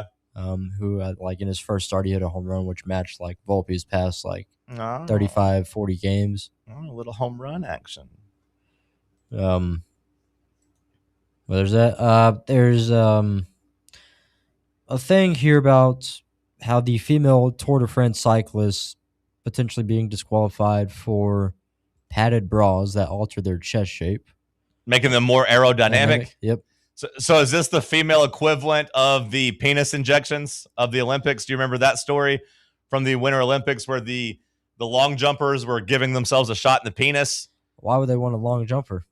It would make their penis grow, or like, basically just, I think it would make it just become erect, I guess would be the term. But then like when they got fitted for their suits, whenever it would go back down to regular size, it would create some like wings in their midsection. Over the bar. So like when it was like the ski jumpers, when they come, ski jumpers, like they have to glide through the air, but like their suits would have some extra room in it because their penis was no longer enlarged, and it made them kind of like flying squirrels, if you will, kind of where they can glide a little bit better. So it sounds like this is kind of the female equivalent of that. They get bras that make them more aerodynamic. Yep. Other news we have, Brock Steiner, the son of Hall of Famer Scott Steiner, suspended 6 games by the NFL. 6 games by the NFL for what? I assume doping? Did Big Papa Pump's lineage, did he end up getting on steroids too? I mean, they haven't really said, but, normally when a player gets suspended, he's got a 50-50 chance of playing. But Brock is a genetic freak, and he's not normal, so he's got a 75% chance, at best, of beating the suspension. Then you add Roger Goodell to the mix, and Brock's chance of playing drastically go down, because Goodell knows he can't beat Brock one-on-one, so he's not even going to try. So Brock takes his 75% chance of playing, minus the NFL's 8.5% chance of showing mercy, and he's got a 66 chance. Is this Steiner math 2.0, Bubba? Yeah, but it's kind of getting to him a little bit. I got confused, man. Bubba's gotten lost. He's not giving us Steiner math ain't for everybody. That's true. It's all right, Bubba. I understand what you were going for. I understand what you were trying to do there. And then at Nashville is opening an 18-hole golf course indoors. Indoor. I did see this. Indoor 18 holes. Yep. How big is that damn warehouse going to be? Like where's it going to be at? That's interesting. I mean, you hear the new commercial here. I mean, with Golf Envy, our friends over here in Farragut. Check them out. They're about to open in September. You can be one of their founding members. Get in, get a nice discount. Like, I know the indoor simulators are very popular, but this is an actual golf course. Not like the golf league, right, where they play and they just kind of rotate the greens and rotate, the traps and all that. Like, this is just going to be a straight up walkable 18 holes. That evolution is interesting. I'm very curious how much space it'll take up and if that's going to be successful. They're saying it's 174,000 square feet, full walkable course with real greens, dedicated short game areas, and a driving range. Does this interest you, Bubba? You're a golfer. It does. But also, I know that it's probably going to take the very expensive model. Yeah. Especially, too, if it's indoors, anytime weather-related stuff. So that kind of gives them an edge up. I don't feel like this would... I don't know. I feel like the simulators are so advanced now that if it is raining and you want to go hit golf balls, there's good places to go do that now. Again, check out our friends Golf Envy Farragut when they open in September. But I feel like if you want to play golf, either you want to be outside getting some sun, or you just want to do the simulator. I don't know if you want to do a full course. That'll be interesting to see. Because a big part of the simulator is there is no walking. You're just hitting shot after shot after shot after shot. It kind of upsets me that Nashville gets this though, because it's they've got Tiger Woods' pop stroke. Is that the indoor golf, the indoor putt thing? Mini golf, that's the mini golf thing. That looks pretty cool too. Yeah, I want to get up there and try that. I haven't been to Nashville in way too long. I used to go to Nashville all the time, but I haven't been in years. I'm hoping to be there some in the fall. I want to get to a couple games at the old stadium before the new one goes up. Plans kind of change whenever the library parking garage burned down. What plans? Just, people visiting there. Oh, okay. So now you got to park at the community event center place. Yeah, I had a good buddy that lived there, but he doesn't live there anymore, so that's part of the reason. But I got another friend that lives there. I can go visit. I need to. I used to be in Nashville all the time. Really, when the Titans started stinking, I was like, no sense in me going to Nashville anymore. Not until the Titans get good. But like Josh said, maybe try to get to the old stadium a couple more times before they blow it up and tear it down. Bubba, you were fantastic today. You carried the whole last hour of the show. Strap it on your back. Before you leave, though, I would ask for you to go. Break me down. I would ask for you to go give Spanky a hug before you leave. That's such a crazy thing. Why you want me to give him a hug? Just give him a hug and tell him you love him. I don't feel that way, though. You don't love him? No. I don't know the guy enough to love him. I appreciate him. I respect him. Well, go give him a hug and say you appreciate him then. Damn. See, I start the other way. If you're on my team, if you're in my crew, if you're associated with my crew, like the people here at SM Athletics are, we're one and the same, then I start with love. I love you, brother. And then, like, you might fall out of love. You might, that might end up going the other way, but let your guard down, Bubba. Already have. Go give the man a hug. The Tony Basilio Show coming up next.